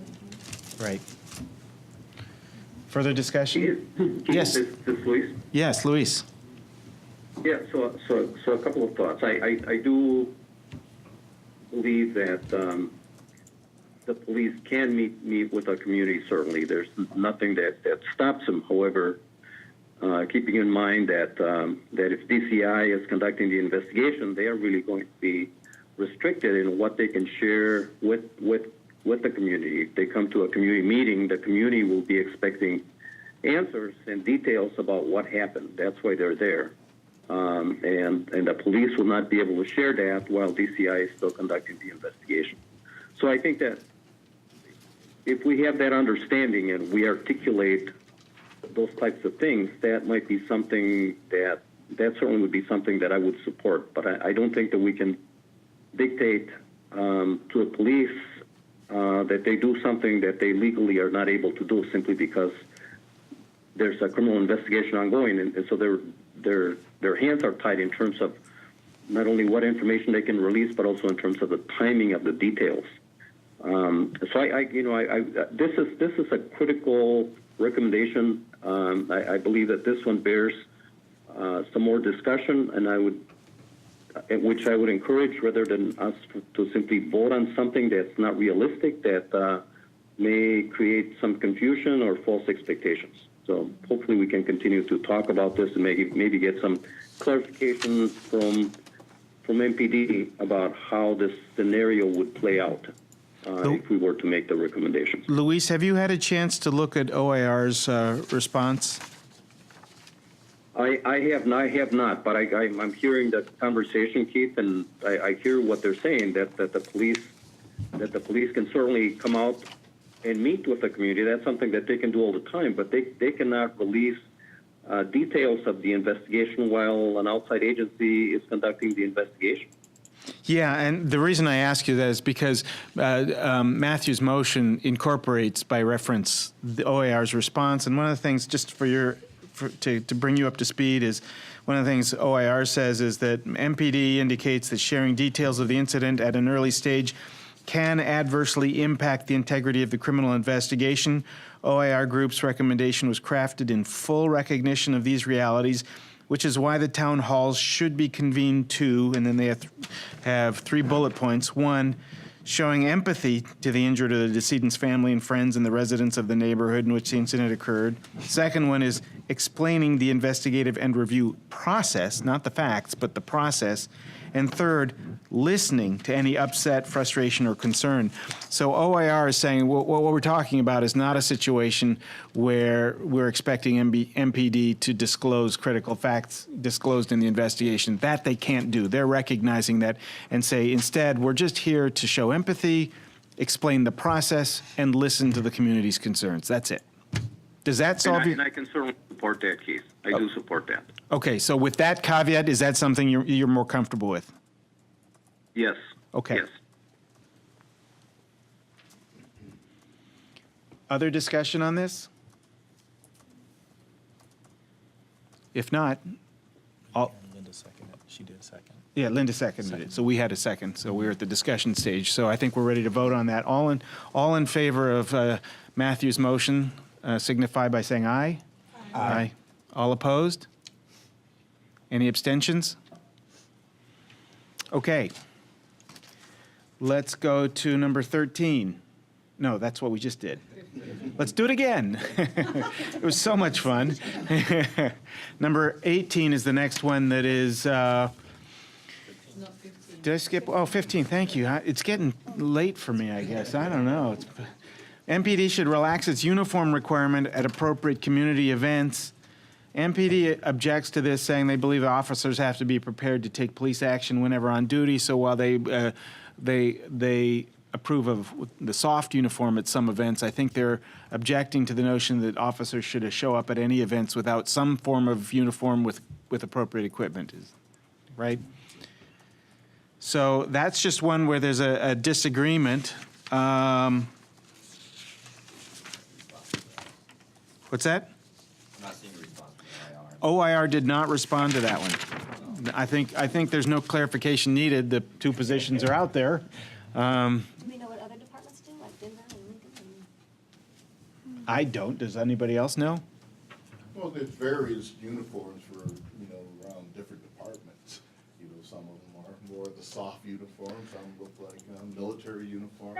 Can you describe a soft uniform for us? Soft uniform is if I would come in just in plain clothes, basically. So I may have a pair of slacks on, but then also have a polo with MPD on the chest or police on the back.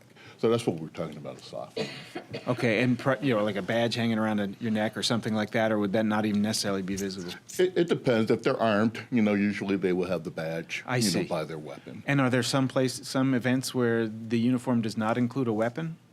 No. So they're always going to be armed? Well, when we're identified as a police officer, yes. So if they're wearing the going to be polo, armed. I guess is Right. what I'm asking. If they're wearing the polo that says MPD on it, they're going to be armed. Correct. Other equipment that they might have? Well, the other, thing that comes into play is the bullet-resistant vest. So we do, when you're worrying about or wearing plain clothes or a soft uniform, you still got to have that vest on. And another thing is the equipment that officers carry now. I mean, now we're carrying tourniquets, we're carrying naloxone, so. Carrying what? Naloxone. Oh. For OD, for ODs. So, some people will feel more comfortable just having all of that on, even if we're at a public event, because things do happen. And so the MPD's objection or concern is that you fear that it would be inappropriate to have officers on duty, no matter the event, without being prepared by having essentially all that equipment. Is No, that right? we will on a case-by-case basis let officers, wear plain clothes or a soft uniform. At to certain on-duty events? Correct. I mean, it depends on the event and the commander. I see. But it's not just a blanket rule that we're going to go out around in soft uniforms. So then I guess I'm curious as far as where the disagreement is. OIR, within their reading here, the recommendation is, relax uniform requirements at appropriate community events.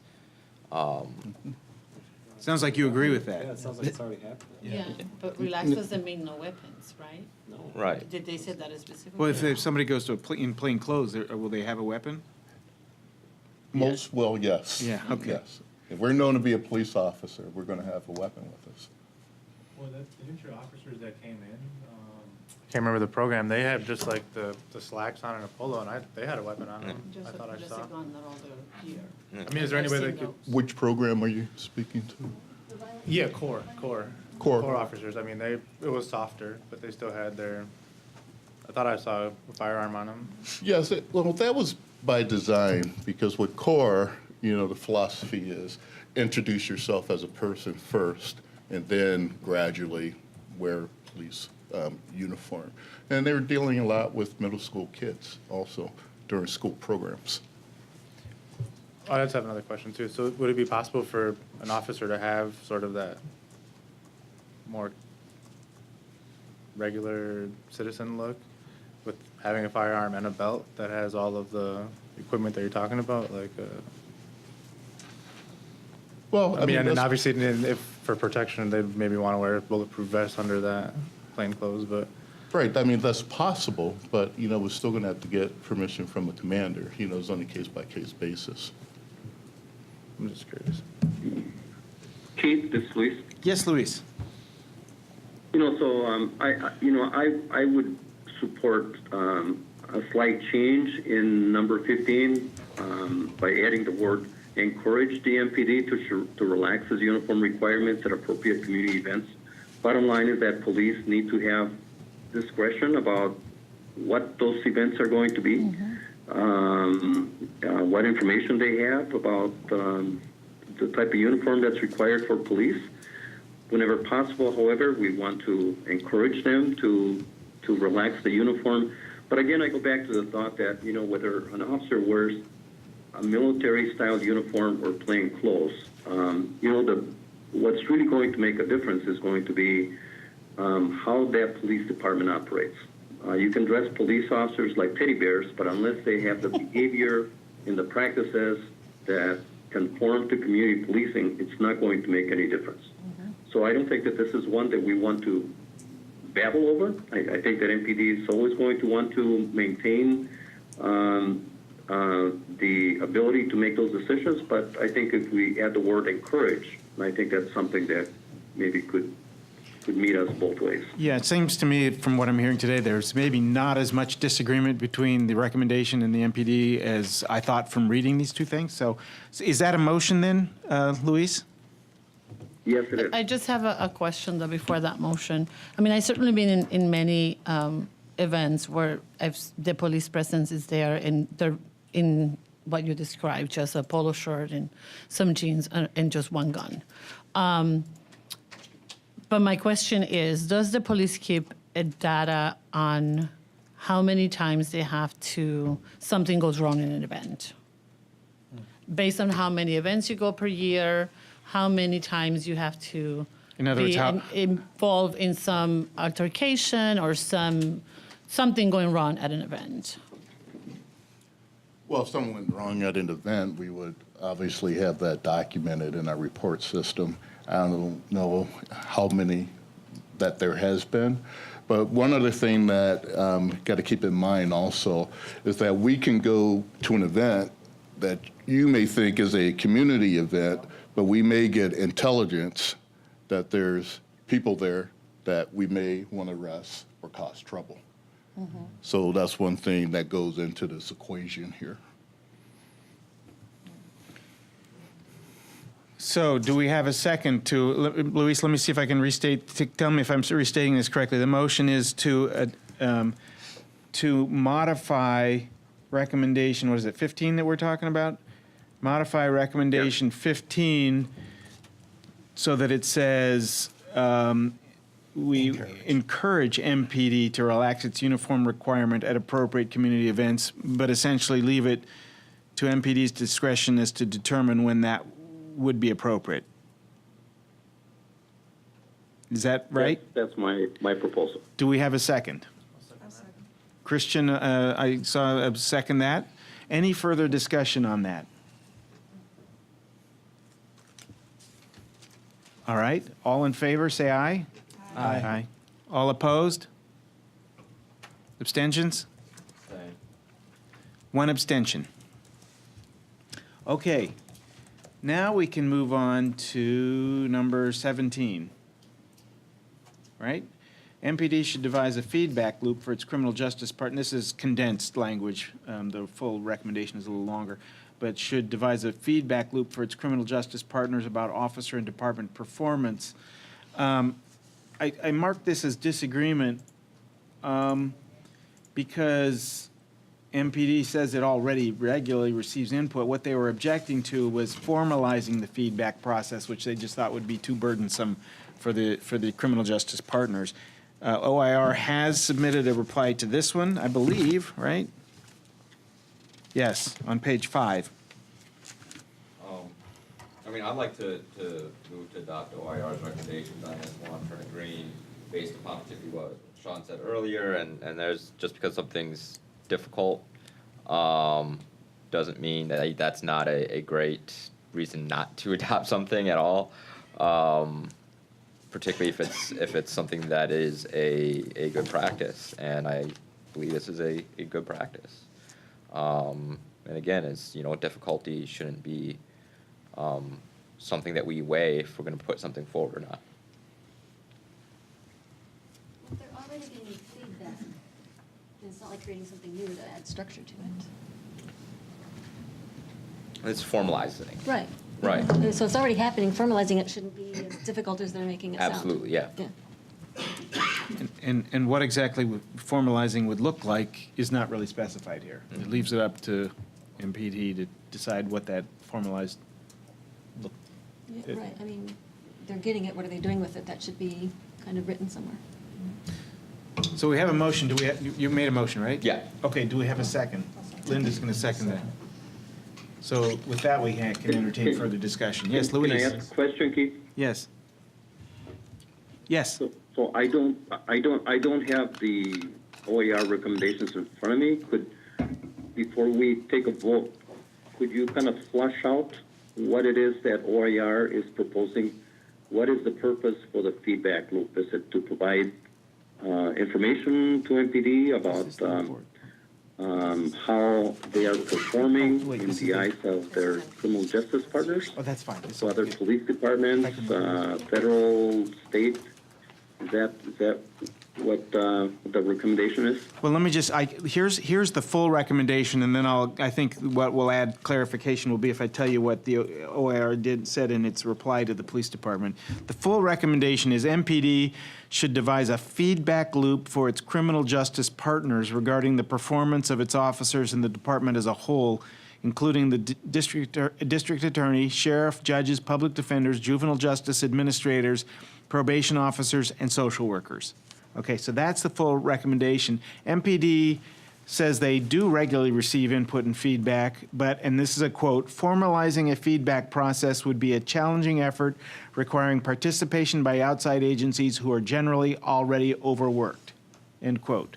Okay, and then this is what OIR says in reply to that. We disagree with MPD that any effort in this regard would be challenging. A simple email to all criminal justice partners asking a few questions seeking feedback on particular officers or MPD as a whole could readily be sent out, and the criminal justice partners could decide whether they were too busy and to what degree to respond. If the request for feedback resulted in a paucity of results, at least MPD would have attempted to obtain the information and could then determine whether alternative methods of seeking input might be considered. So I guess I see the disagreement is really fairly narrow. MPD says, well, we already get feedback. OIR is saying, let's put it down in writing somehow that there's a process that we follow through, so we're making sure that we elicit this feedback periodically, and it doesn't have to be very onerous. My expectation Right. would be that it's quality improvement. I understand it, thank you. Does it, okay. Do you think, is that, I mean, I do think the disagreement is really fairly narrow. Yeah. But it is there. Yeah, and I was, and thank you for the clarification. I was trying to understand how this looks back into, I mean, getting for the police department to get feedback from citizens. I can certainly understand that and support that wholeheartedly. To make the police department get feedback from its law enforcement partners, how useful is that going to be to the goal of improving police-community relations? And is this going to be something that could add additional work to MPD and detract from some other areas that we're trying to focus on? And that's really my question, my only concern with this one. I don't think so. Yeah, I'm trying to figure out where the big onerous problem is here. I mean, I think OIR in the reply laid out a very simple strategy. It could become more complex than that, or it could become less, but at least it would be a start. And I don't see where this becomes a huge time burden. And if it does, then it's something that could be revisited. But just to, basically the disagreement is like, are we going to put something out there that we're going to follow on a regular basis or not? I don't think it has to be something that is so complex.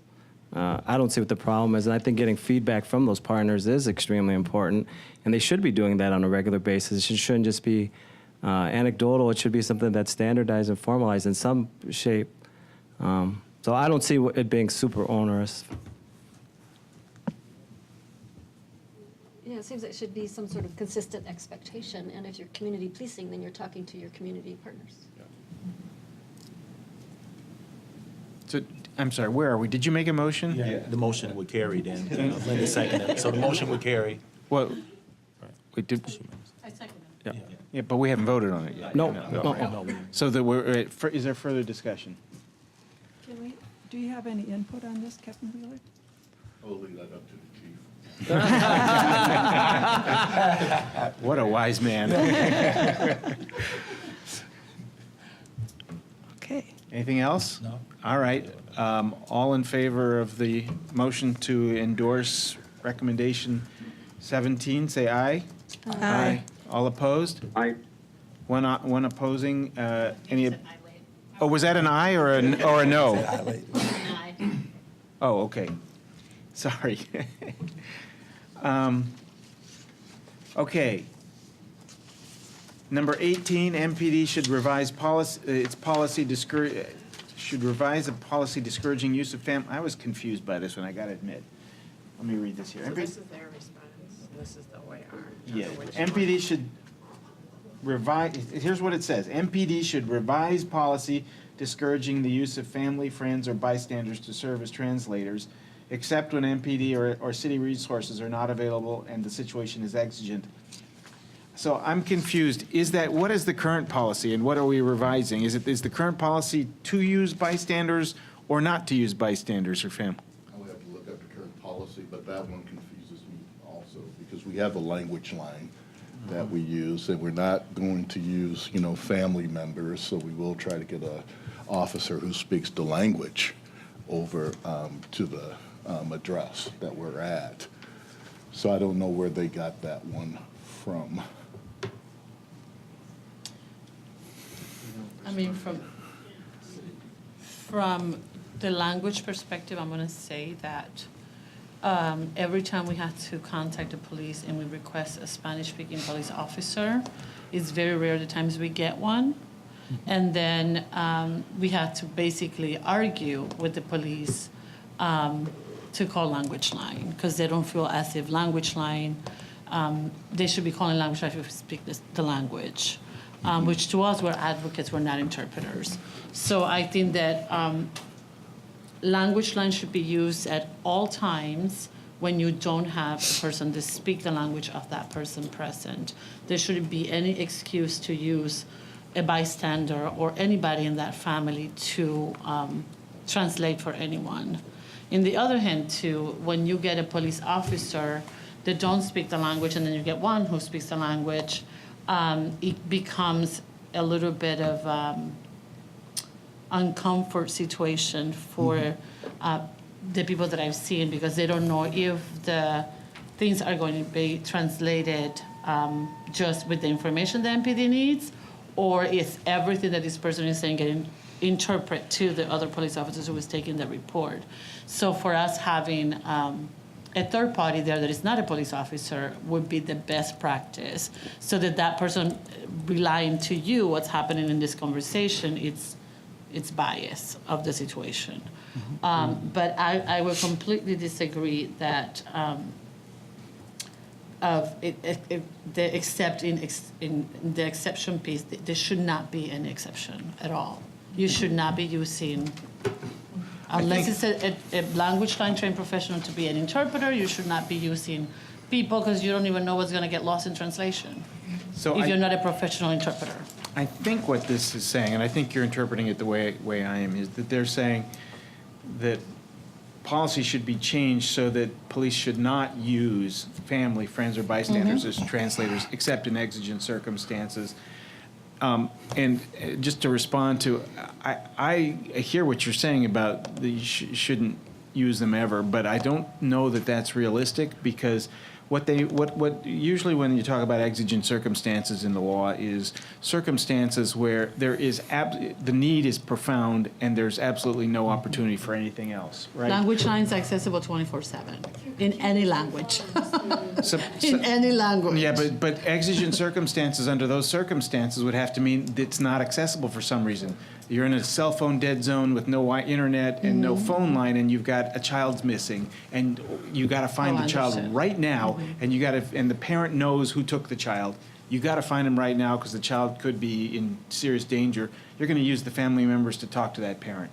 And so that exigent circumstances language is there, I think, to say, look, where you've really got an emergency and you got no access to that translator line, you got to be able to do the best you can to resolve the emergency. That's all that means. But it does say, but that's what exigent circumstances usually means, is you got no choice. So if the translator line is actually available, that wouldn't be exigent circumstances. So exigent circumstances, as long as there's efforts made to, as soon as you can, get to a professional. Well, once you have access, the exigent circumstances disappear then, right? And then they go on to say they want to make, and what I was also confused about is, it says MPD is committed to providing translation services. I don't know what, in 2017, Madison's Department of Civil Rights released a draft language access plan for all city agencies. Can somebody educate me about what this? I think it may no longer be a draft. Yeah, language it's plan. just like think I, it was, I, just I recently got it today. updated. from So what our is it, office. what does it say about this? And are the police required to follow it? I'm sorry, who's in charge of implementing this? Did you say Department of Civil? DCR. So maybe, I mean, They're probably would be the ones, because, I mean, the next three, I mean, the three, they're all linked to that language access plan, these next three ones that are in white. Yeah, I think we need more information about what that really incorporates, because if the plan already addresses it and the police department's underneath it, then it's kind of a moot point. So I don't know if you want me to just read you what the, because I received it and I had questions as advising the fire department actually on what we had to do. And it specifically says vital documents, and then they list what vital documents could be considered, have to be put in other languages, and I think they include, it's Spanish, Hmong, I think Chinese. I'm sorry, I'm trying to find it. But there's a lot that they're imposing on all the departments, so maybe you just want to wait and have Captain Wheeler respond back next time once he gets theirs, because we literally just got ours today. Because I So- think we need to wait on this one, because we don't know how the police department is going to implement this language plan, so I don't know. Yeah. And the Department of Civil Rights, I just went to a presentation they did at La Soup last month. So maybe that would be a presentation we want to hear. And what does this language access plan? DCR representative that's familiar with the language access plan come before our meeting, or at least, Yeah. formalize something if the committee wishes to. And do and that this- presentation for us. It was a very informative. Well, we have started on getting our documents up to civil rights in order to get those translated into the language that we have to with the language access plan. And a lot of those deal with victim services, arrest-type documents and giving information for how to take care of certain things through the court system. So we've already started that. And this is from the DCR. It says, only approved vendors should provide translations and interpretations. We should no longer rely on family or friends interpreters. If someone needs an interpreter, we should call the approved vendor. So I think that this is probably going to be all addressed. It says the implementation is over phases for 3 to 5 years because it's the entire city. So, but as Rachel indicated, we definitely could have someone from DCR come and Yeah. explain what their process is and the timeline and what they're looking at. And it is English, American Sign Language, Spanish, Hmong, and Chinese Mandarin. So defer this one and the next two? Yeah. Okay. That brings us to 25. MPD should train detectives and officers in the use of trauma-informed interviewing skills. So MPD will explore the possibility, that's the response, of providing this training to all sworn personnel to be dependent on availability of qualified trainers, cost, et cetera. I'd like to make a movement to adopt it. I think it's best practices, and just kind of moving ahead regardless if MPD decides to adopt it or not. I think it's something that we should just have in our report. So, I'll put it as best practices. They're going to crisis situations, why wouldn't you be trained? So we have a motion, do we have a Hold on, second? Linda, are you Well, second? yeah, Okay. that- So now, with the second, now it's open for discussion. So, other discussion? I think it is crucial. I mean, I think because without that training, the potential to continue to escalate a situation and result in use of force is just, so almost every other, MPD is saying they have a mental health unit, they're kind of saying that they do a lot of kind of traditional social work. In the field of social work, it's critical that people be trained in trauma-informed care, so I wouldn't see why we wouldn't adopt this. So basically, what I hear you saying is MPD says this is going to require some commitment of resources, and what I hear you saying is, okay, it's a priority, so commit some resources, right? Cost saving in the long run. Right. Luis, were you going to say something? Yeah, and just to say that I agree. I think that this is this is a critical skill for officers to have, and I believe that by including it here, hopefully it will provide MPD with the financial budget support in order to be able to do it. Other So discussion? I support the proposal. Thank you, Luis. Other discussion? All right, then let's call the question. All those in favor of adopting recommendation 25, so indicate by saying aye. Aye. Opposed? Abstentions? All right, adopted. The next one on our list is 29. I would put, did you, for all the ones that were subject to collective bargaining, did you keep those in white? Or No, not all of them? no. Okay. I made a note that somebody, either the MPD or the police department said it was subject to collective bargaining. Right, that's what I mean, the ones that somebody said it, you kept those. I made a note of it in here, usually in a footnote. Yeah. Right. I'm just kind of wondering to expedite this, because, I mean, I just kind of, since it is recommendation is subject to collective bargaining, if there's this or any others that we have in white to turn green, that are subject to collective bargaining, granted, like, you know, it is collective bargaining, but that does, to me, that shouldn't hold back those being recommendations or not. No, I didn't hold it back Okay. on that. The reason this is white instead of green is because MPD says they're committed to involving community, but they added a big but. Right? Sorry, I was just looking at your notes real quick on all this. And the but was that formalizing the process raises two issues for them. One, the availability, applicability of community involvement, and two, where a clear constituency exists, there's no, so they seem to be hedging on this to say, Okay. we like it in principle, but we're not sure that we can really endorse it because we're not sure it can work. That's why I left that white. I didn't see it as disagreement, but I also didn't see it as agreement. Okay. And I agree with you, Matthew, that because it's the subject to collective bargaining is not a reason to reject it, because if we adopt it, what that means is we're giving instructions to the city council to give instruction, we think the city council should give instructions to the negotiators to negotiate for that in the next contract. May or may not get it, but that's, Yeah. right? Yeah.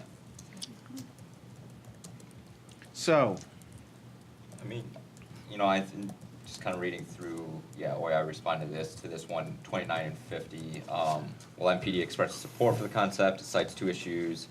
Really, the clarification is, as it sets out, the recommendations is intended to focus on community participation in the selection process of specialized officers. The recommendation does not seek the same degree of community involvement in selection of traffic crash specialists or criminal intelligence officers. Second, if the MPD cannot identify a member of Madison public who is able and/or interested in participating in the process, it's greater indicative need to cultivate interest among its communities to be involved in the process. Really saying almost like a lack of community involvement shouldn't be, you know, it's in a way, like, I kind of feel it's not necessarily all on MPD, but at the same time, like, I have a hard time believing that there wouldn't be members of Madison community willing to be involved in this process. So I think it's kind of a moot point in that aspect, and just kind of recognizing our community as how involved, like, you can find a group of people that want to be involved in the process, particularly for something like this. And since it clarifies that it's not going to be in something like traffic crash specialists or criminal intelligence officers, and really specifies what it is, and I think, you know, so I guess really I'm guessing 50's in red also.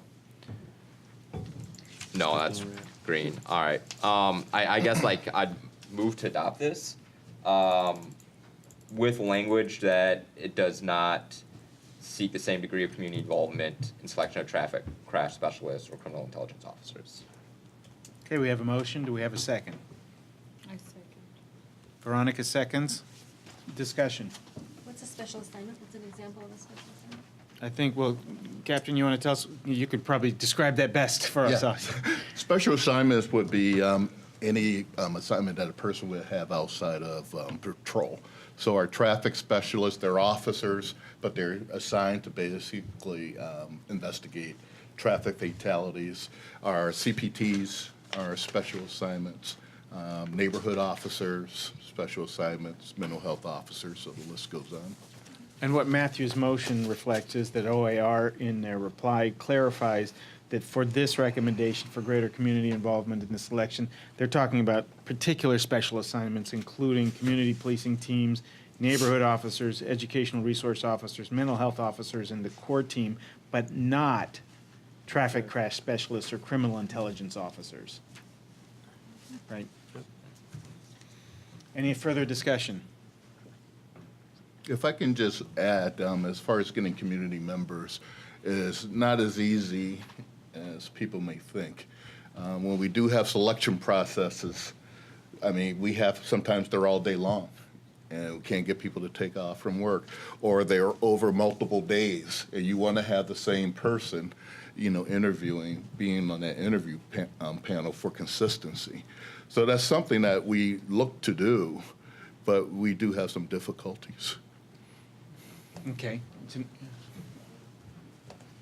I mean, maybe that's something as, you know, I'd say like, and just kind of thoughts about this recommendation, move to adopt this as is, and as we move forward, it thinks about kind of some of the processes, like be it, like, you know, have the city look at ways for those that might have, be it financial difficulty, something like that, to, like, let's say they might be an hourly worker, to compensate for the loss of wages, like, you know, similarly as we do with like jury selection, and supporting people in that. I see this as an important service to have that community input, that, again, the city putting resources behind an important service, and community service at that, can be there, and that's something that we can put in our kind of final recommendations. Well, let me ask you this. So the recommendation 29 says, consistent with, you know, MPD should develop formal mechanisms for including a broader group of community stakeholders into the selection process. Does that necessarily have to mean that they're in the whole process, right? Or can they be given files on the candidates and provide input that requires a lesser input, you know, so they don't have to be there for all the interviews and be there all day? Almost like a level type of, a level of engagement, where some people might be able and willing to engage in the whole process, other people might be like, you know, I can participate in this part of the process and review this part, or something like that. I mean, because presumably these all have application files, so maybe they could, you know, if they can't sit in all the interviews, they could at least screen the applications and put in whatever perspectives they have on what they see. So I'm just, because I think what you're saying makes a lot of sense, Captain Lula, that, you know, to ask community members to spend days and days and days sitting in on this could be a challenge, but maybe there are other ways to do it. Does that make sense? Yeah, I have it in my notes, finding different ways to overcome barriers. Yeah. To accomplishing this, and So- I'll forward that to the chief also. Matthew, would that be consistent with your motion? Yeah. Because I don't think we specify what that involvement has to be. Right. So if they want to come up with accommodations that are less than full participation, but still meaningful participation, Absolutely. that might work. Yeah, I think so. Any further discussion? All right, all, Hello. oh, I'm sorry. Yeah. Sorry, Sue. I was just going to mention that when the mental health officers were first hired, you know, the 4 or 5 that were initially hired, I was, at the time, I was president of Miami-Dade County, and I was included in all those interviews. And I found it a very good way to understand how those officers would approach their work in that capacity. So I would just say that, you know, if you've asked people in the community to do that work, you know, it's valuable and it needs to be done. Just a vote of confidence. Okay, we ready to vote? All right, all in favor, say aye. Aye. All opposed? Aye. All opposed? Abstentions? All right, so recommendation 29 as clarified by the OIR reply is adopted, right? I have a question. Yeah. Are we expected to go through all of these tonight? I was gonna ask. We can entertain a motion to adjourn whenever people have had enough. Okay, as far as I'm concerned, what do you think, Tony? So, And I will entertain a motion to adjourn at 8, which you mean 15 minutes. Because I had a very long day today. And I'm moving tomorrow, so if any of you want to help out, move, I'll wait for you at 8 o'clock in the morning at our office. I'm catching a flight first thing in the morning, so I'm all for yeah. leaving pretty soon. A flight. So, I don't know, what's the process? Do we take, I guess there's a motion and a second to adjourn at 8. Any discussion? All in favor? Aye. Opposed? Okay, we're going to adjourn at 8. Thank you.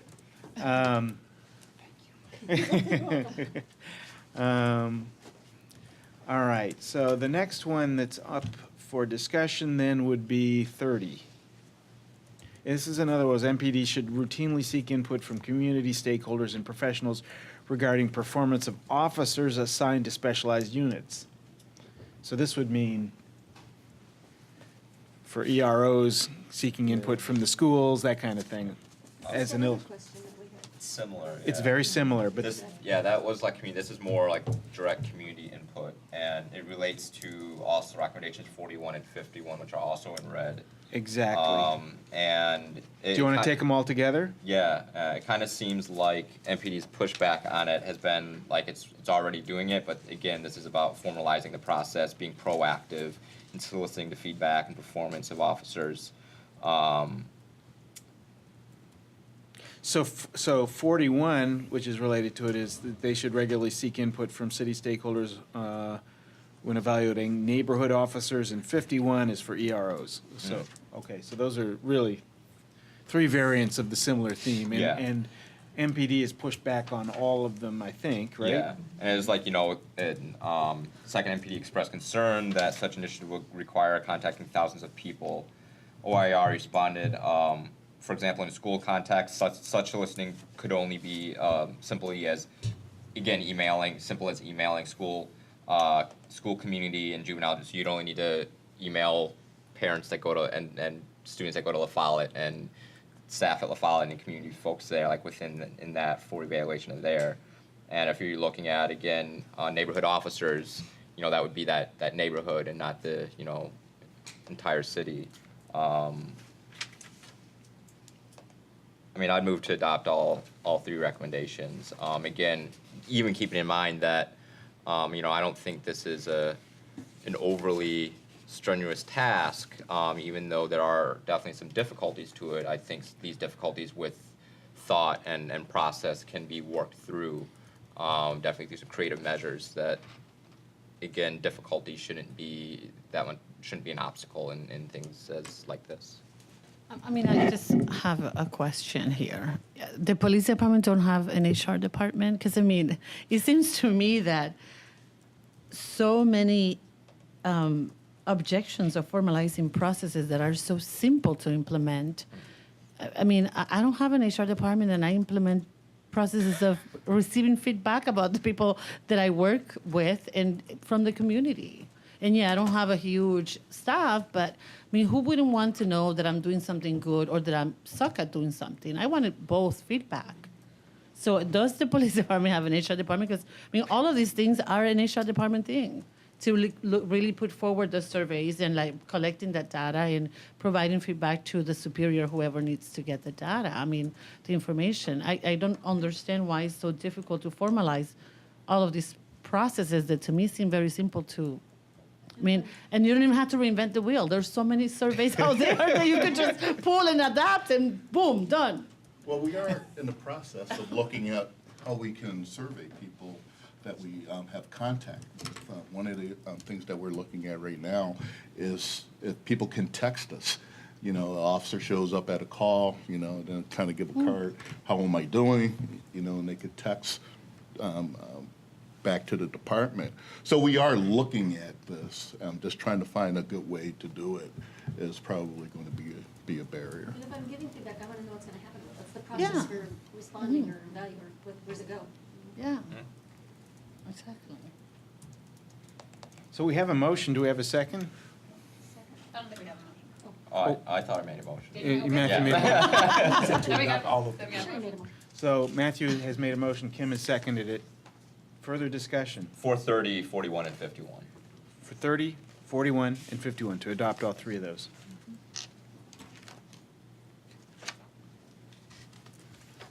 No further discussion? All right, all in favor, say aye. Aye. Opposed? Abstentions? So that passes.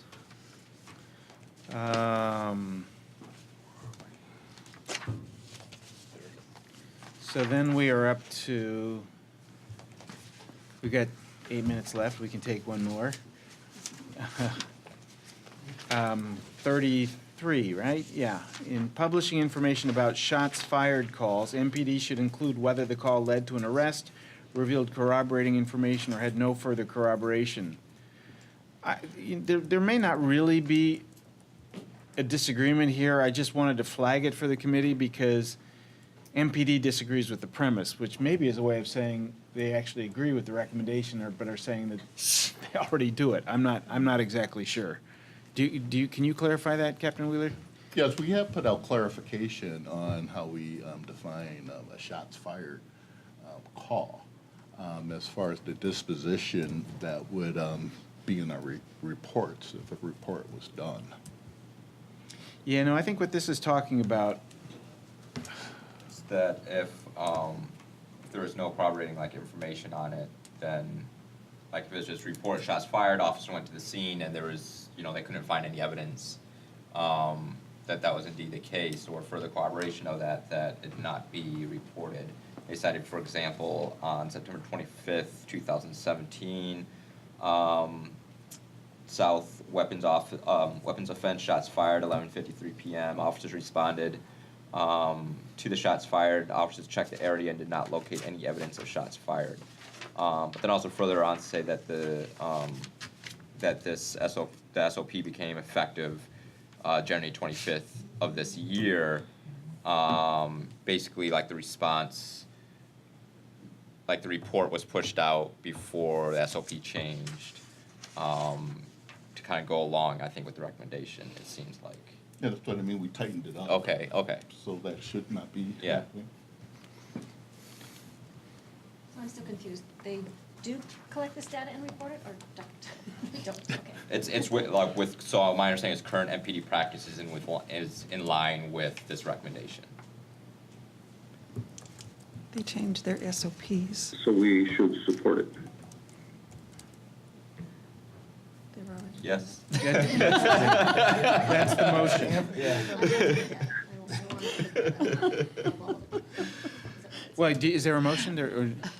I mean, I'm guessing, like, do we need to, since it's like, I mean, technically, since the rules we laid out earlier, yeah, motion to adopt this recommendation and support current practices, I guess, really. So motion to support, endorse this as good and current practice. Yes. Louis, do you have something to say on that? Louis second. All right, all in favor? Say aye. Aye. We're getting late here. All opposed, say no. Abstentions? All right, before we break here, I just realized we skipped over 31 and 32 because they're labeled green, but I think the OIR report actually suggests that maybe we should revisit this a little bit, because maybe I was wrong in labeling them as in agreement. Because 31 and 32 are basically saying everybody should have mission statements. Police department says, we agree, we already have them, and OIR's response was, you misunderstand. We're saying that the mission statement should be devised with community input, and we don't know that there's been community input. So I guess maybe what that is a question for the MPD, was there community input in devising those mission statements, so we can figure out if there's actually disagreement here or if not. Okay. Does that make sense to defer that? So should I exclude 31 and 32 from the larger motion that you made earlier? That's my suggestion. Let's not adopt, can we unadopt those, everybody? No, any objections to that? Sure. Okay, so they're unadopted, they are now deferred for more info from the police department. Right? You guys gonna be mad at me if I say we've only got 3 minutes left, not worth taking up another issue? We could say goodbye in 3 minutes. Okay. 34th. So, We could say goodbye for 3 minutes. okay. Yeah. All right, so with that, shall we adjourn? Do we All right. have a next meeting date? We, It's looking highly like the 26th is what our next meeting date is going to be. Because we're video conferencing with the folks from Denver, it's not going to be at the Urban Lane because that facility is not set up for it.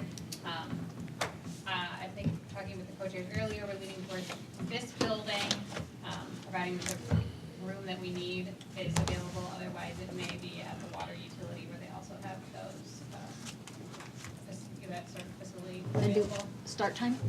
5:30. I think is 5:30. the start time. Okay, thank you. okay? Adjourned. Or you'll set a confirmation. I will, yep, I'll send, once I have everything finalized, I'll send it around to everybody, so. Thank you, everybody. Hey, I sent you an email back. Could you